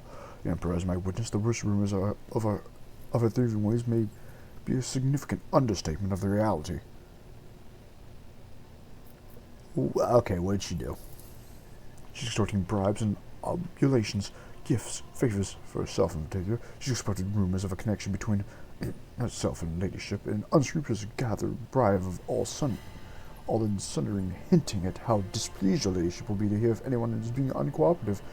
I found myself the victim of her attacks with particular frequency due to my position. How much is her chicanery, her tomfoolery costing me? On a protectorate-wide scale, the astronomical sum she has extorted from us seems negligible and not worthy of notice. Nonetheless, I cannot help but be outraged by a blatant exploitation of your goodwill. Bring her here.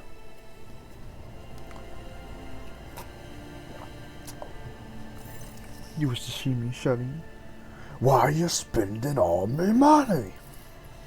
Bribes? What ashmak besmirch their worm-eaten lips with such scrupulous lies?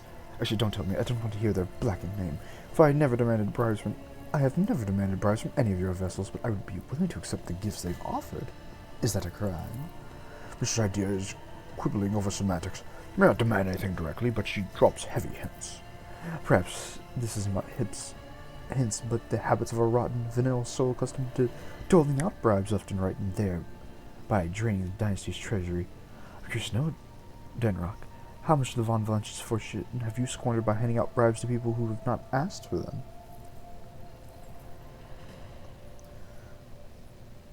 Oh, for fuck's sake. Why do you even need all this? Don't I pay you well enough? Don't I pay you all well enough? I'm a businesswoman, Chili. I extract profit from everything that is it's in my nature. When a desert lion catches a scent of blood, he will eat even if his belly is full, for who knows when the next feast will come. And besides, what girl doesn't like receiving gifts?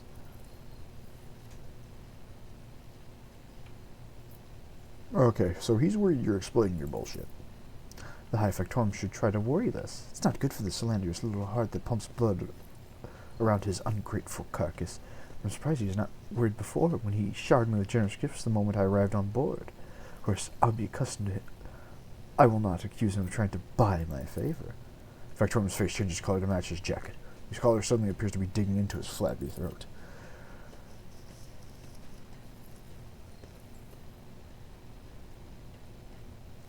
However, the source of these blessings dried up as soon as he learned of our connection, Shirley. I consider it profoundly wrong that our affection should have an unhappy effect on my material well-being. Therefore, I took it upon myself to remind the High Factorum of his previous largesse. Dark, the bumbling suitor, you dangled after my companion. Now you're trying to sell the score, huh? Go on, piss off. I've had enough of these petty bullshit.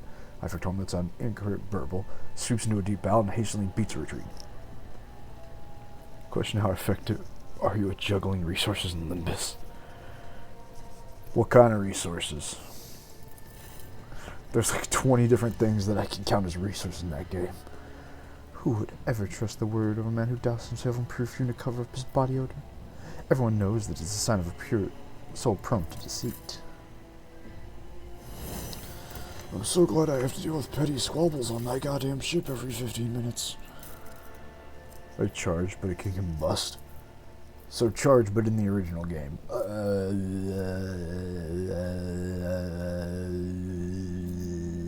I'll never use it. There you go. We got there, ladies and gentlemen. We got there. I'll take more willpower. Why not? Yeah, I'll take more. Why not?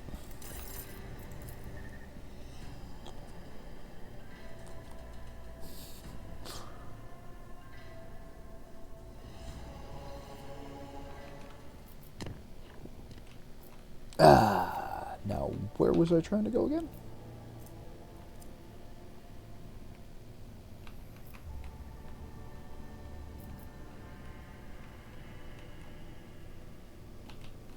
Right, I need to go up. Don't explode, don't explode, don't explode, thank you.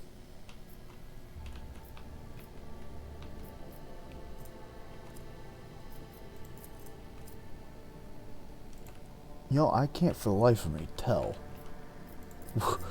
which one goes where. Let me go that way. I mean, I'll use it in the mirror dungeon. I'm just never going to use it in any practical fucking sense. That they get relegated to funny normal mode for the rest of their lives. Enemies from man to be spotted on the ship. They'll be fine. North breaches ended in untold losses. Thousands of voyagemen are dead. That's fine. And the ship's systems have sustained terrible damage. Worst of all, however, is that the taint spread among the crew is bound to cause many more misfortunes in the day to come. God fucking damn it! But flamethrower, though, yeah, but my guy's gonna blow up if I don't use it in time. And knowing how Project Moon likes to be with me, they'll never give me my fucking gun. They'll never give me the skill to let me not blow up.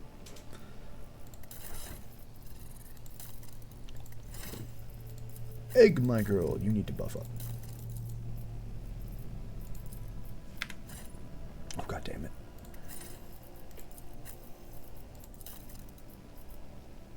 No, go back to the archetypes.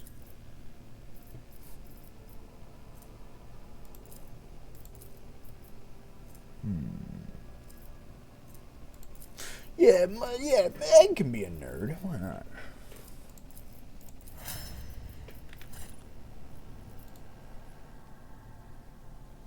Oh, wait, no, that's right. That's why I visited there. Hold on. There you go. Just start blasting. That's what I'm gonna do when I get back to that fucking king bastard. Oh, when I get back to him, Chet. Oh, when I get back to him, there will be hell to pay.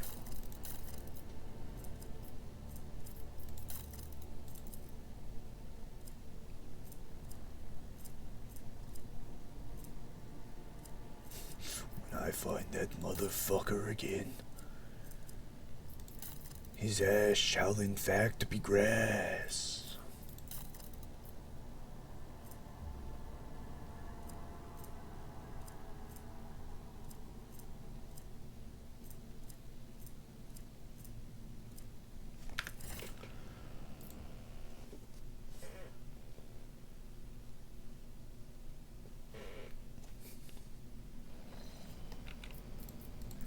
Oh, this can only go well for me. Let's make it just dangerous. I don't really want to travel a deadly warp storm. Warp breach. Ungodly fiends. Have fun, boys.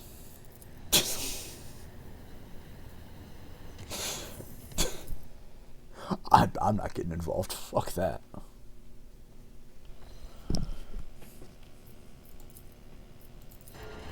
I have faith in my boys. Where'd you go, you motherfucker? Where'd he go? There you are, you whore. I'm not done with you.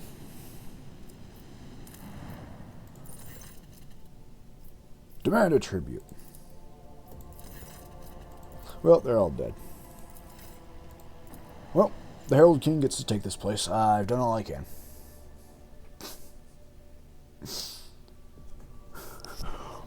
I've done what I can. I gotta go. The ship's augers are stirring an emission of unknown radiation in one of the chambers. As a result, some of the Voidsmen have glowing irises, which have proven to be quite beneficial in the performance of their duties. Vessels and features are in doubt and suggest it may be an outward sign of corruption. Hey man, glowing eyes are balling. Wait.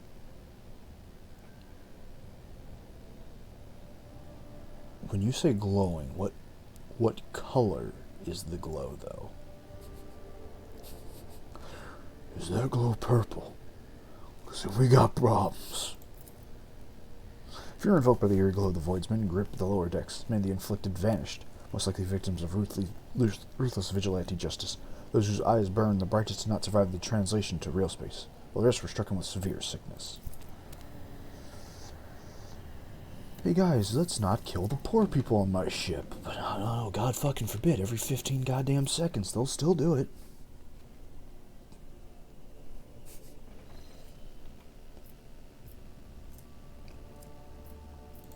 I'll deal with that in a second.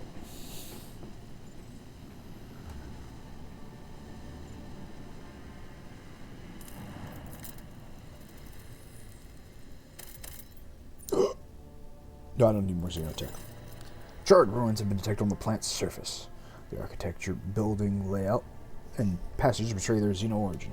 There are currently no signs of xeno activity on the plant, and the ruins seem to be abandoned. Run a detailed scan for me. The burnt husk of an Imperial shuttle has been found in the heart of the ruins. The pilot's remains are badly damaged. It would be seen the shuttle smashed into the building at full speed, causing the fire that destroyed it. I don't need to be a shuttle pilot to tell you that guy fucked up.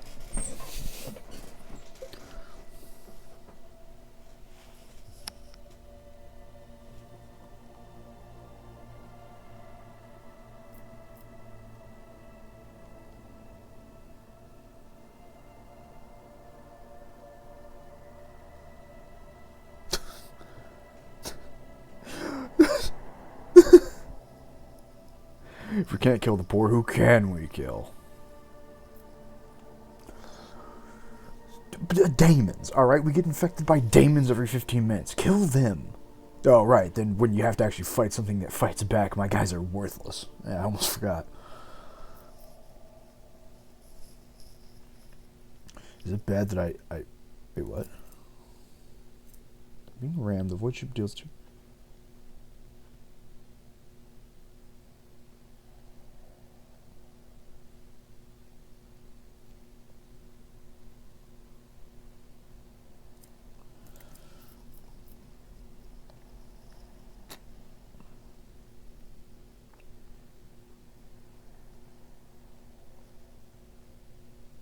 I'm taking their stuff. Hey, man. He would have wanted this. He would have wanted it like this.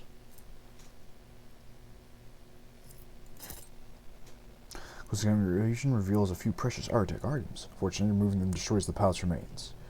White shards of bones are now scattered among the ruins. What the fuck happened to my map? Oh, okay.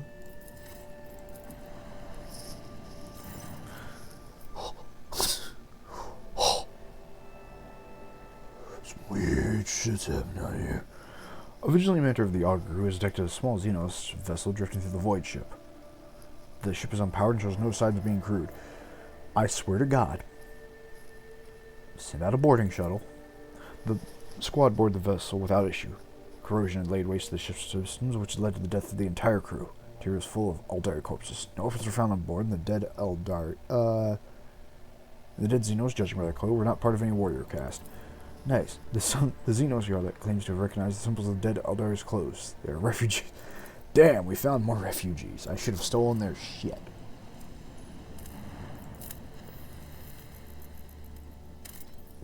I don't need more plasteel. I don't need it.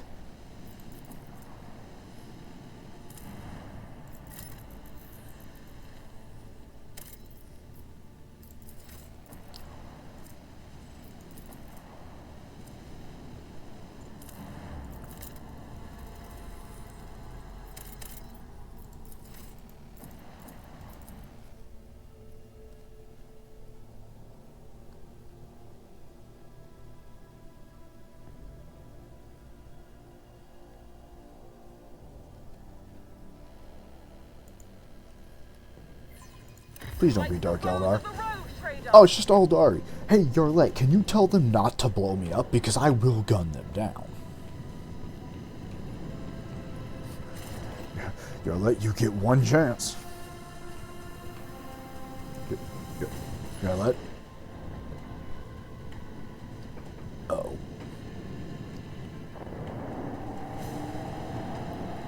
Yeah, get him, little buddy.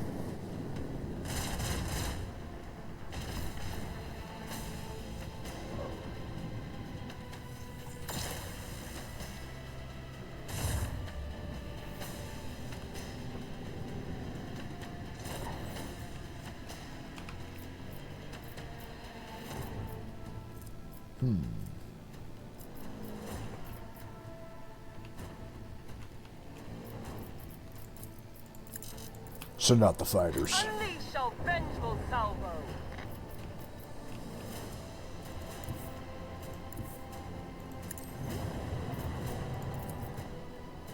Fire! Lead them.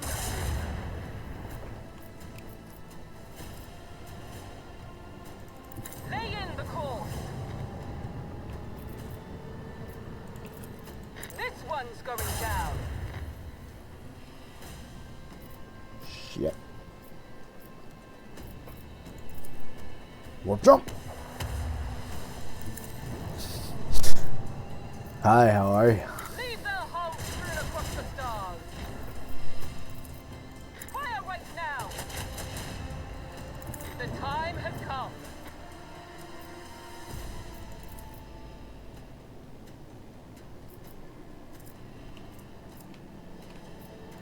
Boop.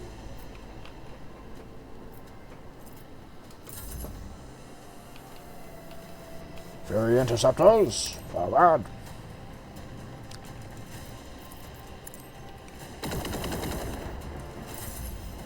God, I love my interceptors. Best investment I ever made. Well, technically, like, someone gave them to us, but, you know.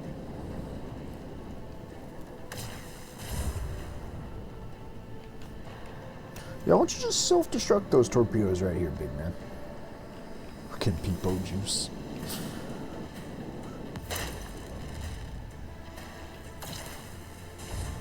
I don't even feel that. I don't even feel that gas shit. I think my Fury interceptors have somehow become incomprehensibly glitched, to where they don't run out of fuel and are just functionally immortal. Uh-oh.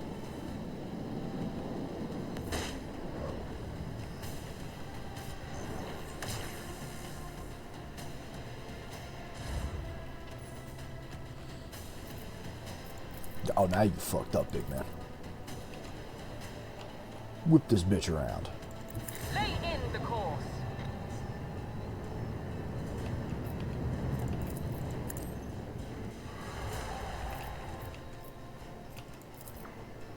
Fire the lance battery. You bastard. One's going down. More fighters! Annihilate them. More!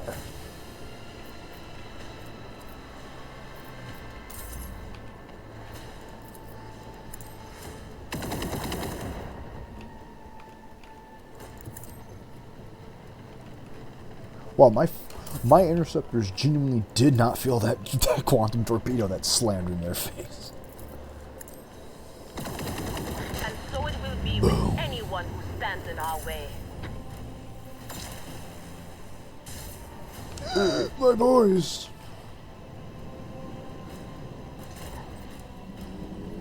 How many fucking torpedoes y'all got in there?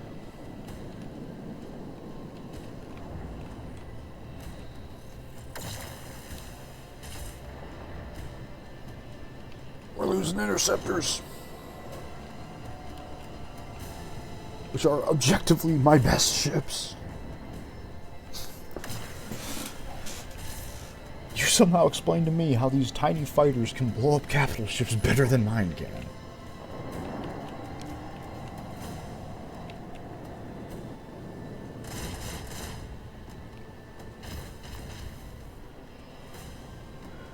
This boy is getting in front like he's ready to be a fucking hero.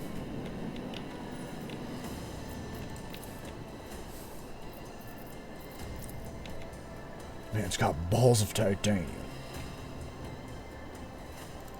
Set the course. Lead them. Fire the lance batteries. Lay in the course. And bloop. Another salvo.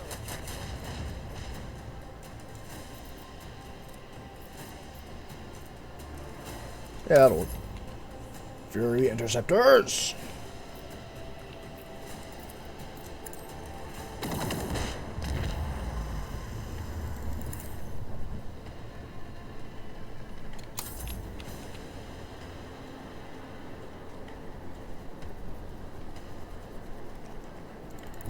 Come over here and blow this guy up, because it'd be really funny.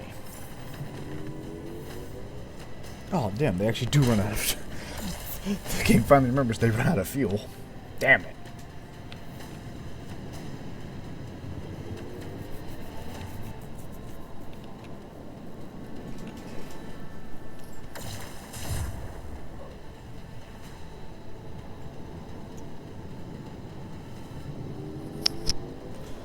I don't know where that torpedo's going, but by God, it's gonna get there.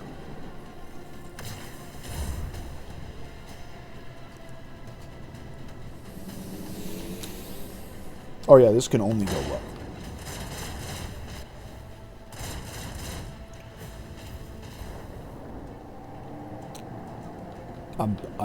Bullshit. Should have heard him too. Bullshit.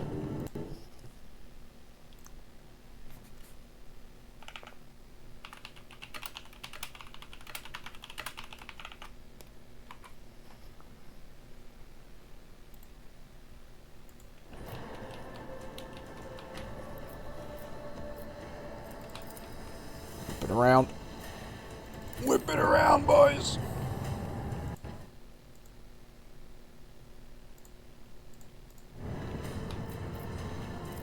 And so another fire crew. Torpedoes locked.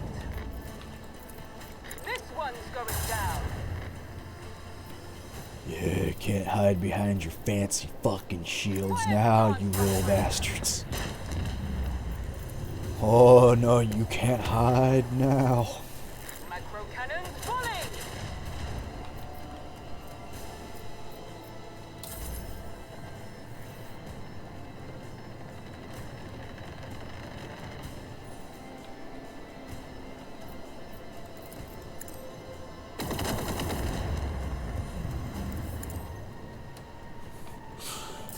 No one can escape my sight.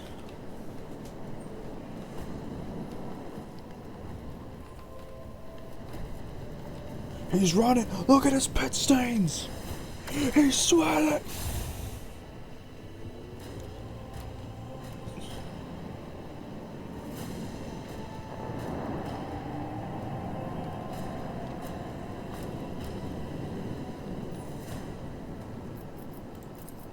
Bleed them. This one's going down.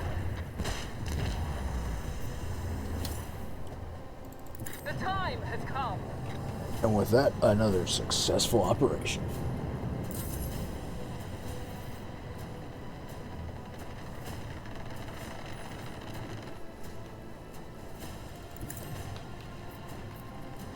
I don't know, light this up or something. Well done, boys. I have missed this feeling. Another happy landing. Okay, now we can go fight. Now we can go fight the Dark Eldar. It's time.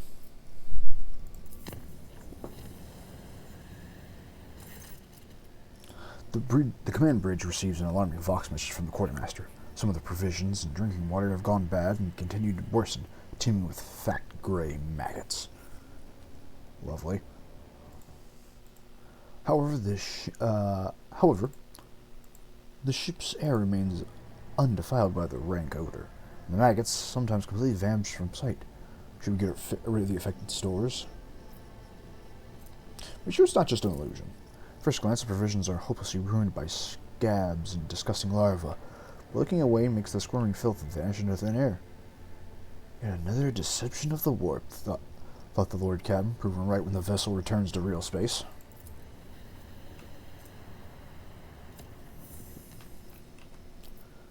Goddamn Nurgle fucking with my damn storage.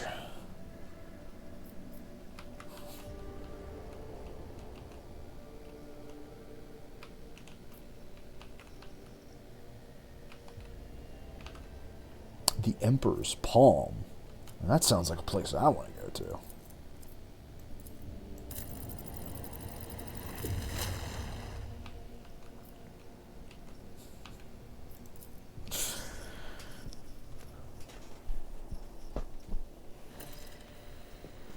An unidentified object is located in the system. The artifacts react to our transmission by releasing unknown radiation, most likely of Xeno's origin. The cogs are reporting. I want to get a closer look, but need close distance between the vessel and the object. I say. I'll be taking this stash, though. Ah, yes.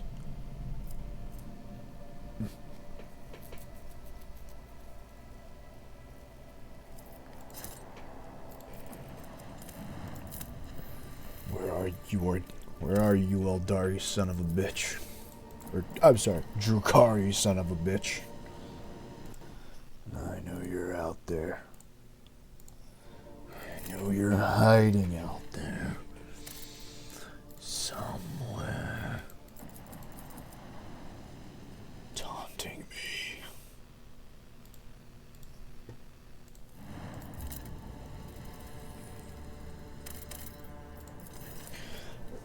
At first it looked like snow, and Desolate Planet was devoid of surprises, but the yellow and orange flickering of the lumens and notifications from the auger systems for the officers that there's a small colony that survived in spite of the harsh climate conditions. All attempts to hail the colony have failed. It's not a scouting party. The explorers report the dismal condition of the settlement and its inhabitants. Their skin is translucent and pale. Their icy blue eyes see practically no color. Their language is rough and guttural, and their stomachs cannot tolerate anything except a stew made from local roots and moss. Yet they are subjects of the Imperium, still loyal to the Empire. They've mistaken your people for his emissaries. I know what happened here. Local elder woefully reminisces about times long ago. Most of them were still sheltered in their mother's wombs when snow first settled on the verdant fields. Hail ruined the crops and frost hardened the soil. Plants and large beasts that could not sustain themselves were the first to go. They were soon followed by birds and other small animals.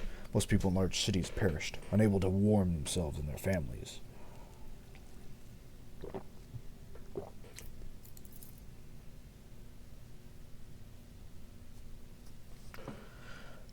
They say the governor and his entourage left the world in the first days of the winter, taking all provisions and food with them, and fuel with them. No one responds to the pleas from this dying world, and the stars remain deaf to the subjects transmitted by the planet's Vox systems. These abandoned subjects of the Imperium still managed to save the machines and other valuables, but they were little use with empty supply of promethium. Yet those who survived eventually adapted to the tribulations the God Emperor had bestowed upon them. Fuck it, give them stuff to some tax priests. When the maw of the first generator belched forth a furious roar and black and ash started falling from the sky instead of snow, the locals laughed and danced, trying to warm their limbs after decades of cold. They called down blessings upon their unseen savior, a rogue trader from the Von Valancius dynasty, and thanked the God Emperor for the fortuitous encounter. Thank you. The explorers' department was accompanied by shouts of grateful approval, not to mention their many parting gifts. It feels good to do some good sometimes, chat. Every now and then. Occasionally. Sometimes. Not on a blue moon. Bridge. We have an unknown object. Dead ahead. An asteroid. Purely artificial in nature. But it's larger than Footfall Station. Copy that. Port relayed to officer on duty and paths. Expect visual soon. We have visual. What the? Look out, this is the Voxmaster. I'm adding the pilots, senior officers, and Lord Captain to this channel. Her ladyship wishes to assume personal command. Lord Captain, we've requested intel on the object from the Augur Ray module. Waiting a response. Lord Captain online. No need to engage the Augurs. I know what it is. Called a webway gate. Rebuild Dr. Portman is in 30 minutes. Well, Tress, don't worry, because by then the tabletop will have started, so... We will see you after the tabletop, then.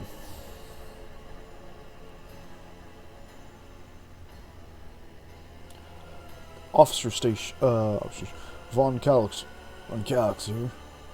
What we see before us is a webway gate, an artifact that Xenos used to get to their sorcerous realm, so to speak. It allows our guard to get around the sector quickly and serves as a hideout for their most unpleasant tribe, Drukari, whom we've already met. Yolette here. This gate is just like the one you saw at Lilithan. The children of Azeron wander the void through such constructs, erected in ancient times. Any ship that passes through such a portal will enter a tangle of paths fathomable by none but my kin. Is there an augur report? According to the available data, the object consists of unknown material foreign to the Imperium. Engineers do not know how this technology works and are staggered by this Xeno heresy. What does your senior officers take on this?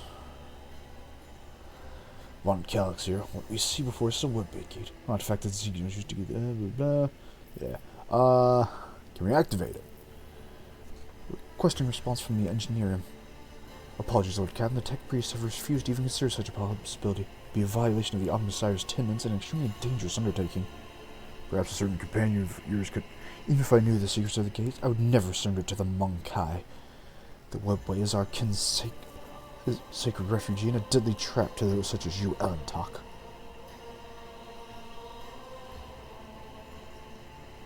Alright.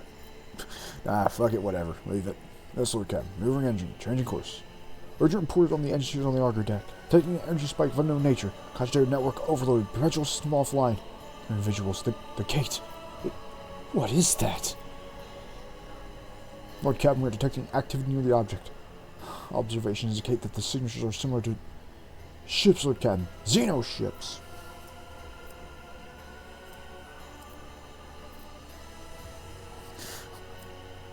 Battle stations. Lord Captain, prepare for maneuvering. Shields to max, engines to max. Firing enemy on my mark. Wait, what is that? Lord Captain, alert. Another Xeno ship inbound. Must be a boarding party. What? Where did it come from? It's hiding nearby. Closed in and undetectable. We were distracted by the construct. It's right by us. It's aiming for the engine module. Lord Captain, emergency. Confirm contact with the enemy ship in the engine area. Confirm.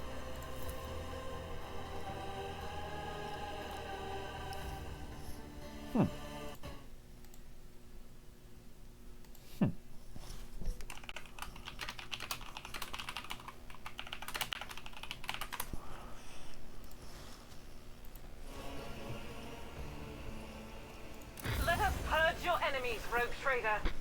Oh no.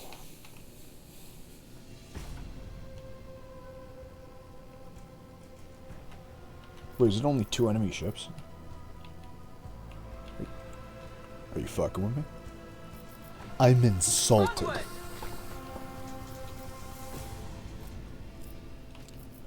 This is the best you got? Not what I meant to do. Unleash your vengeful salvo!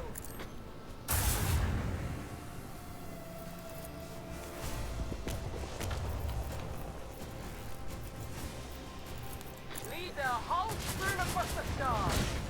Pathetic.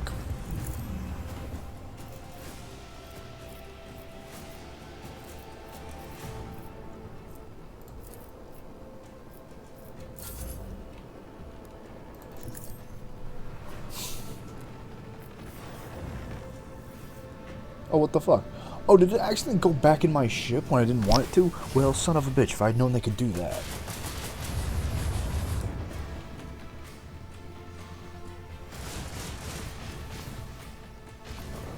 How did you miss?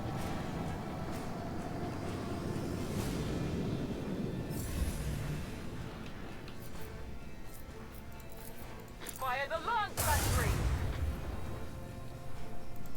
Set the course. Just swinging around, don't mind us. Cannons fully. Annihilate them.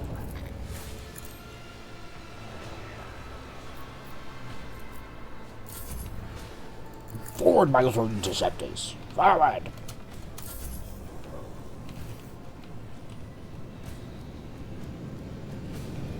Look at how they run, chat, scurrying like rats.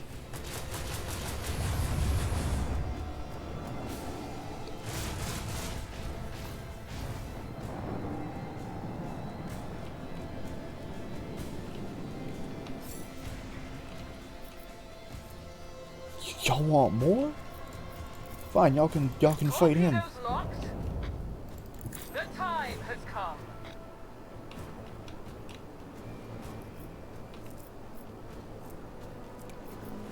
It's lucky I can't nail him.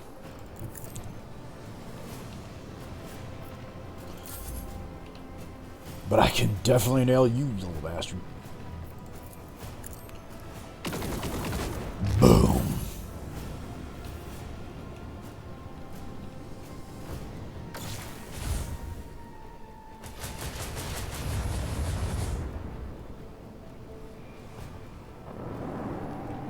Why you running?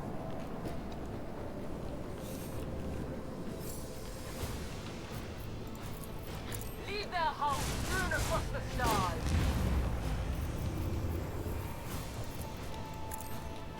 Lay in the course. Quick turn. And forward.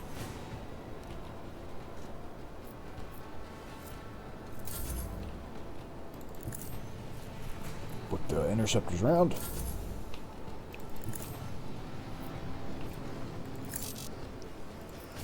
Hi, how are you? As The whispers sound distant. The future is uncertain. Oh, we still got one more out there, set the huh? course. Where is he? Went back temporarily. Welcome back. for what little remains, because we're about to have to call the stream anyway, chat. But I did want to try and like find that Drukari son of a bitch before I did. Fuck is he? There you are, you little bastard. Me and you. Me and you, big man.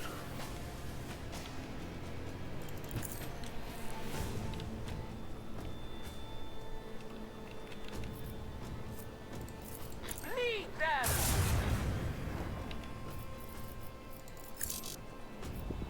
Bloop. Macro cannon, volley! Kaboom! Got them. Anyone else? How about this boarding party I heard so much about? Lord Captain, we dealt with the void ships of these beasts, but the Xeno boarding party has landed on the ship. They're advancing steadily towards the plasma drive. Forces are being overrun. They're asking for reinforcements. If we don't help them, this filth will destroy our vessel from the inside. Then it's time to send in my best and brightest.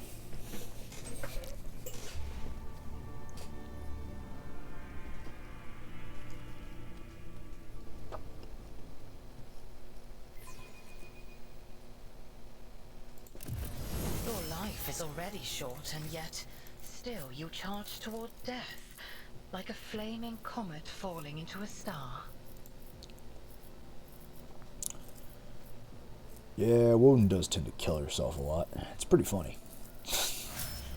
Yeah, I do tend to throw myself into the fire every 15 seconds.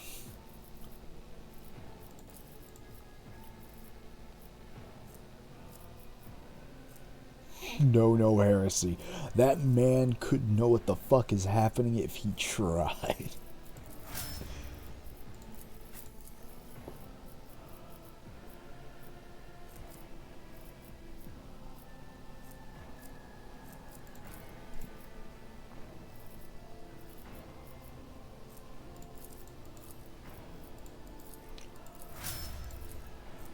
Funny the Inquisitor knows the least, but somehow should also know the most, but whatever, fuck it. I don't make the rules, I just abide by them. Treasure your long life, but it is hollow. This is why you waver on your many paths, while I walk surely along a single thread. I can do more in the moment. Where are you, Juka? Come on, Kyle. Oh yeah, bring it.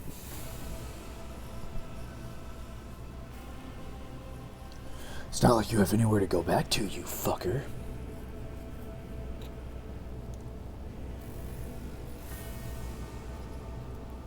I'll wipe you from the face of the galaxy! You'll suffer exquisitely. Game, I don't seem to be able to choose where my guys go. Fuck it, hit the deck!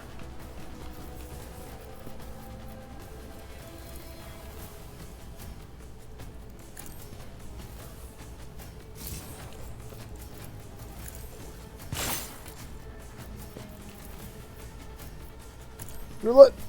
Help.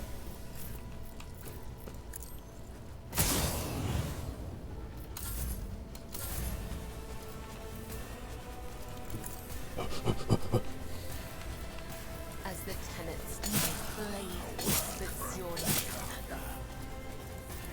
Trust me. Another one bites the dust.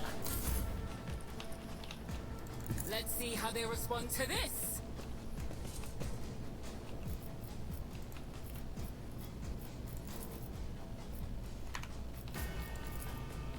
Not my specialty.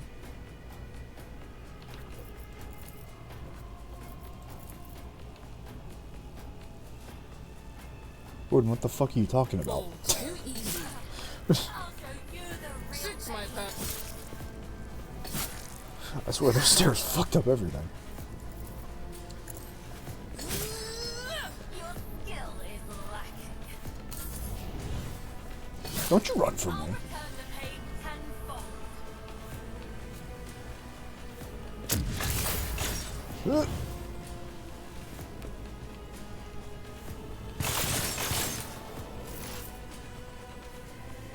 Swift and silent.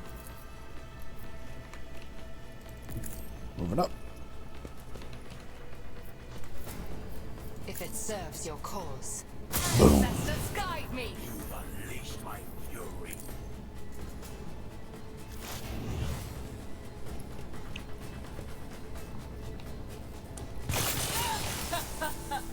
I'll live another day. Tear your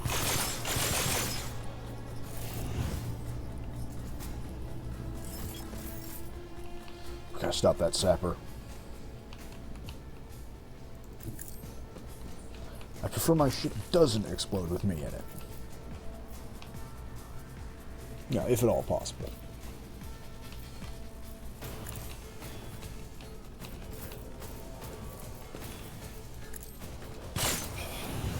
Let me educate you on the art of pain.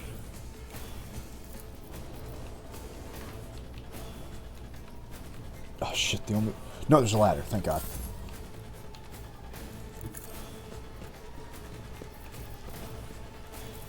For the throne's glory. You little bastard. Let's see. Dodge this one. Be gone. That's what I thought. Naturally.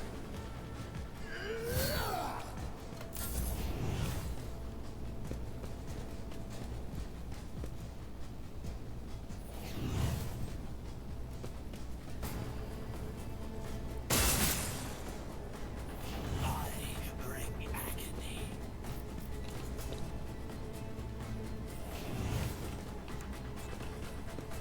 I have a brilliant plan. But it all depends on if my guys can hold the line.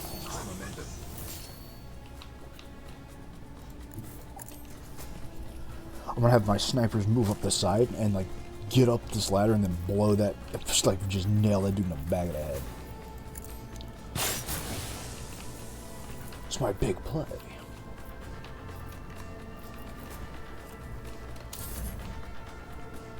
Cabal, you can come I through. will leave the Prince of Scarlet.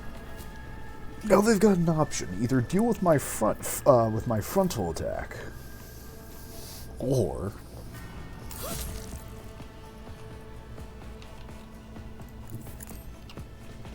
just get ready to get pounded. Nothing I can't do. Absolutely not. You didn't stand a chance. I heal off of death.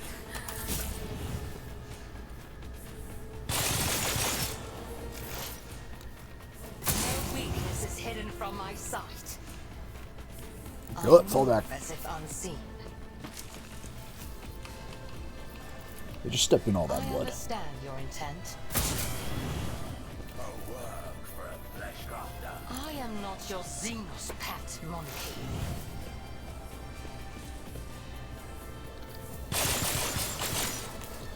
Damn, she's fucking Matrix juking out there. Be careful not to cross my gaze.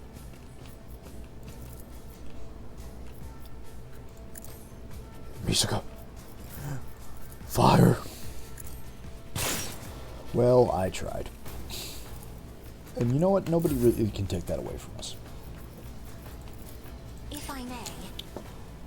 You've unleashed my fury.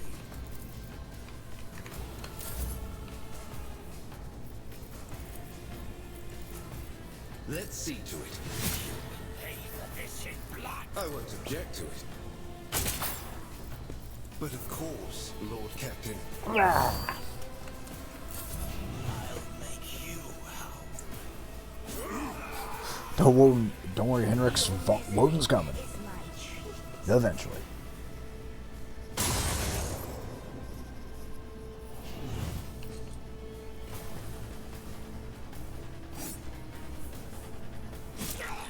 You call this a strike? Hey, get up there.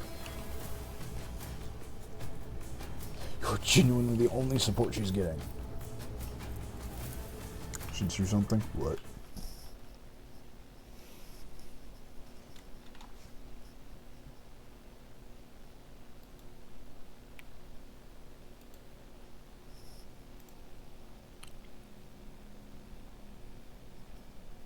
It's about right.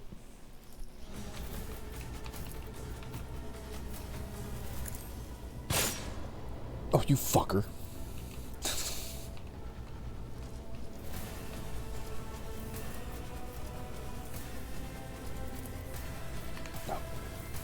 I have a plan. I have a plan. We're gonna clear the path for the rest of the snipers. An accurate depiction. Yeah, pretty much. That's...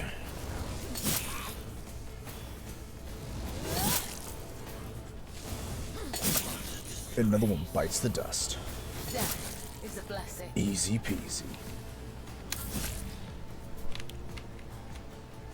Oh, get up there and help Hendrix.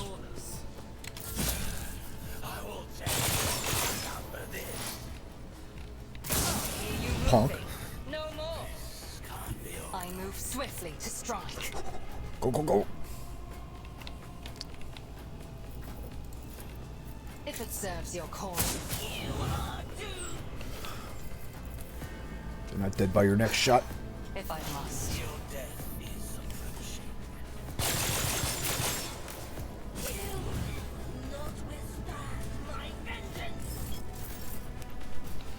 We still have time.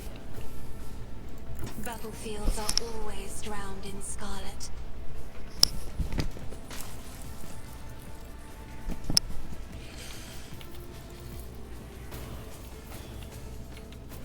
I'm not Fuck that guy. accustomed to being ordered around. You paid for this in blood. Me? If you insist. Who's gonna take the shot? Egg, you gotta take the shot.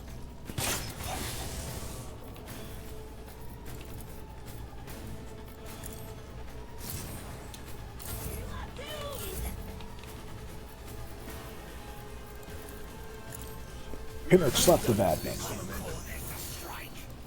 For the throne's glory. I won't object to it.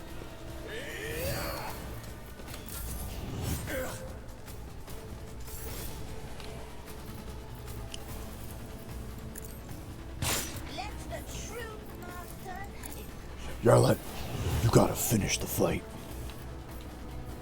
I am not your son. Fuck you and your bombs. Fortune favors the swift. I understand your intent. Actually, fuck it. Yarlet, just kill him. Fuck waiting. Just dump If him. it serves your cause, another soul slips beyond the veil. A dance of It's over, boys. Give it up. Surrender. Okay, now I go. And we're about to wrap up anyway.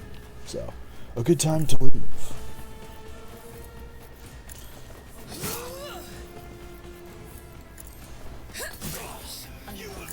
Not a problem for me. I made a clean strike.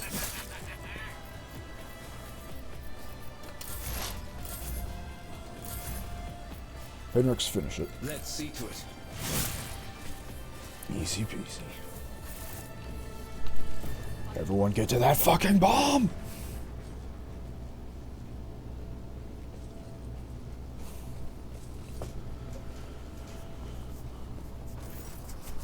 A man in officer's uniform is kneeling and scrambling around the mess of blood and dirt on the floor. As soon as you draw near, you hear his fervent murmur, "No, no, no, where is he? Where's my son?" Lower half of the officer's face is grimy with some strange substance, too pale and lumpy to be blood. The officer pays you no attention. His eyes are fixed on the floor. Who the fuck is this? Examine the officer's face. Take another step towards the man and peer into his face. Blue veins bulge under his scabbed molten skin. His bloodshot eyes are darting in every direction, sometimes rolling back into his head so that only the whites are visible. Injured stuff covering the officer's face is lumpy pink slime mixed with blood that's streaming down his disfigured nose. The crew's not stationary. Explain yourself. Tactus, my boy. Swamp Devil drag him off. I'm where I'm supposed to be. I'm looking for my son. Emperor's vigilant guards came to save my boy. I showed them where the Swamp Devils dragged Tactus. I led them right where they asked. I'll make short work of the nest of these beasts. I'll keep looking for my boy in the meantime. Mistress, will you help me? I believe this Monkai is not here by chance. He's been in the clutches of the Dark Ones. His current state may be a bitter fruit of time spent alongside the master of the Torment Masters.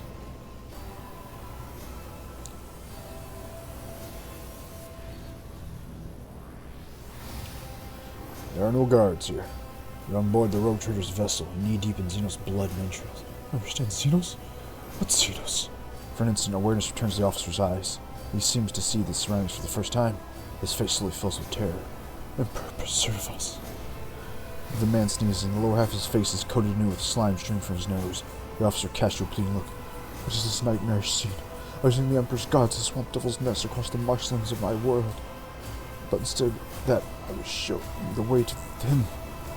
He points to the corpse of the Xenos with trembling hand. Hallucinations. A reticle mirage. The guards, they weren't very chatty. One of them called me something strange. Kai, I think? I heard them talking among themselves. Something about seizing the ship. Don't let them through. To where? I don't know. It's coming over me again. I'll be right there with you, Kane. Tell me about these hallucinations. When did they start? I don't remember. It's so strange. It's like I'm here and I'm there at the same time. But I remember. I watched us go a visit from a guardsman. For the swamp devils attacked, it seemed. He treated my injuries, did something to my face, and said that his comrades would come and do what they had to do. And when the rest of them came, they told me to show them the way to the nest. But we're on the ship. Where did I take them? Sounds like a mental distortion. The work of Xenos. Drukhari are capable of ensnaring their prey without shackles or fettles. They twist and violate their victims' mind using unholy instruments. Their subjects are forced to experience a nightmare from the past in order to wreak a nightmare upon the present. Our cousins are adept in creating some concoctions that turn sentient beings into mere beasts shrieking in agonizing pain. Sometimes the effect is quick. Sometimes it leaves just enough for the victim to divulge all they know. You're seriously injured. Got to go to the infirmary. I don't deserve to live after what I've done.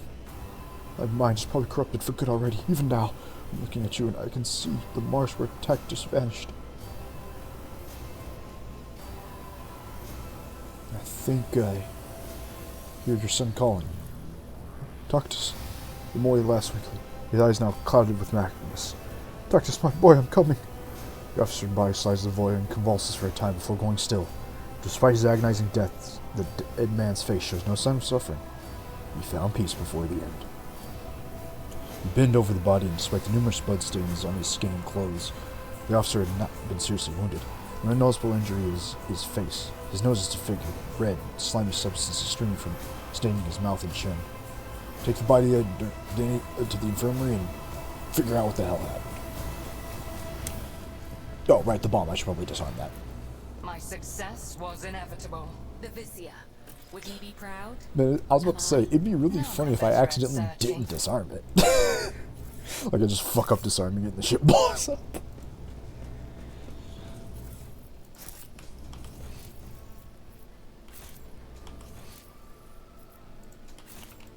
Alright, chat, well, like I said, that is what we're gonna call it for now. I didn't find the damn Drukhari, but I'm telling you what, the title's not lying. I'm hunting the fuckers now. And I will find them.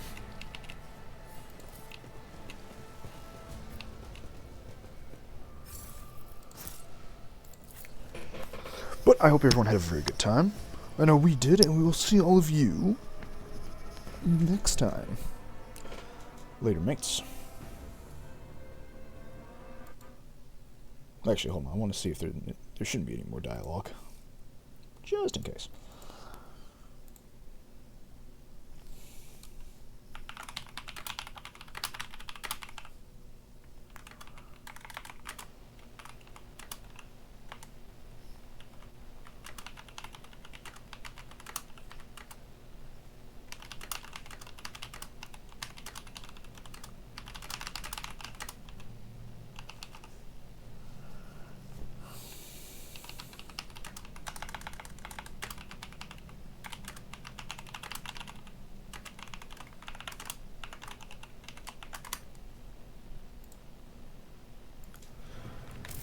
Alright. Alright, chat. I hope all of you had a good time, and we'll see all of you next time. Later, mates.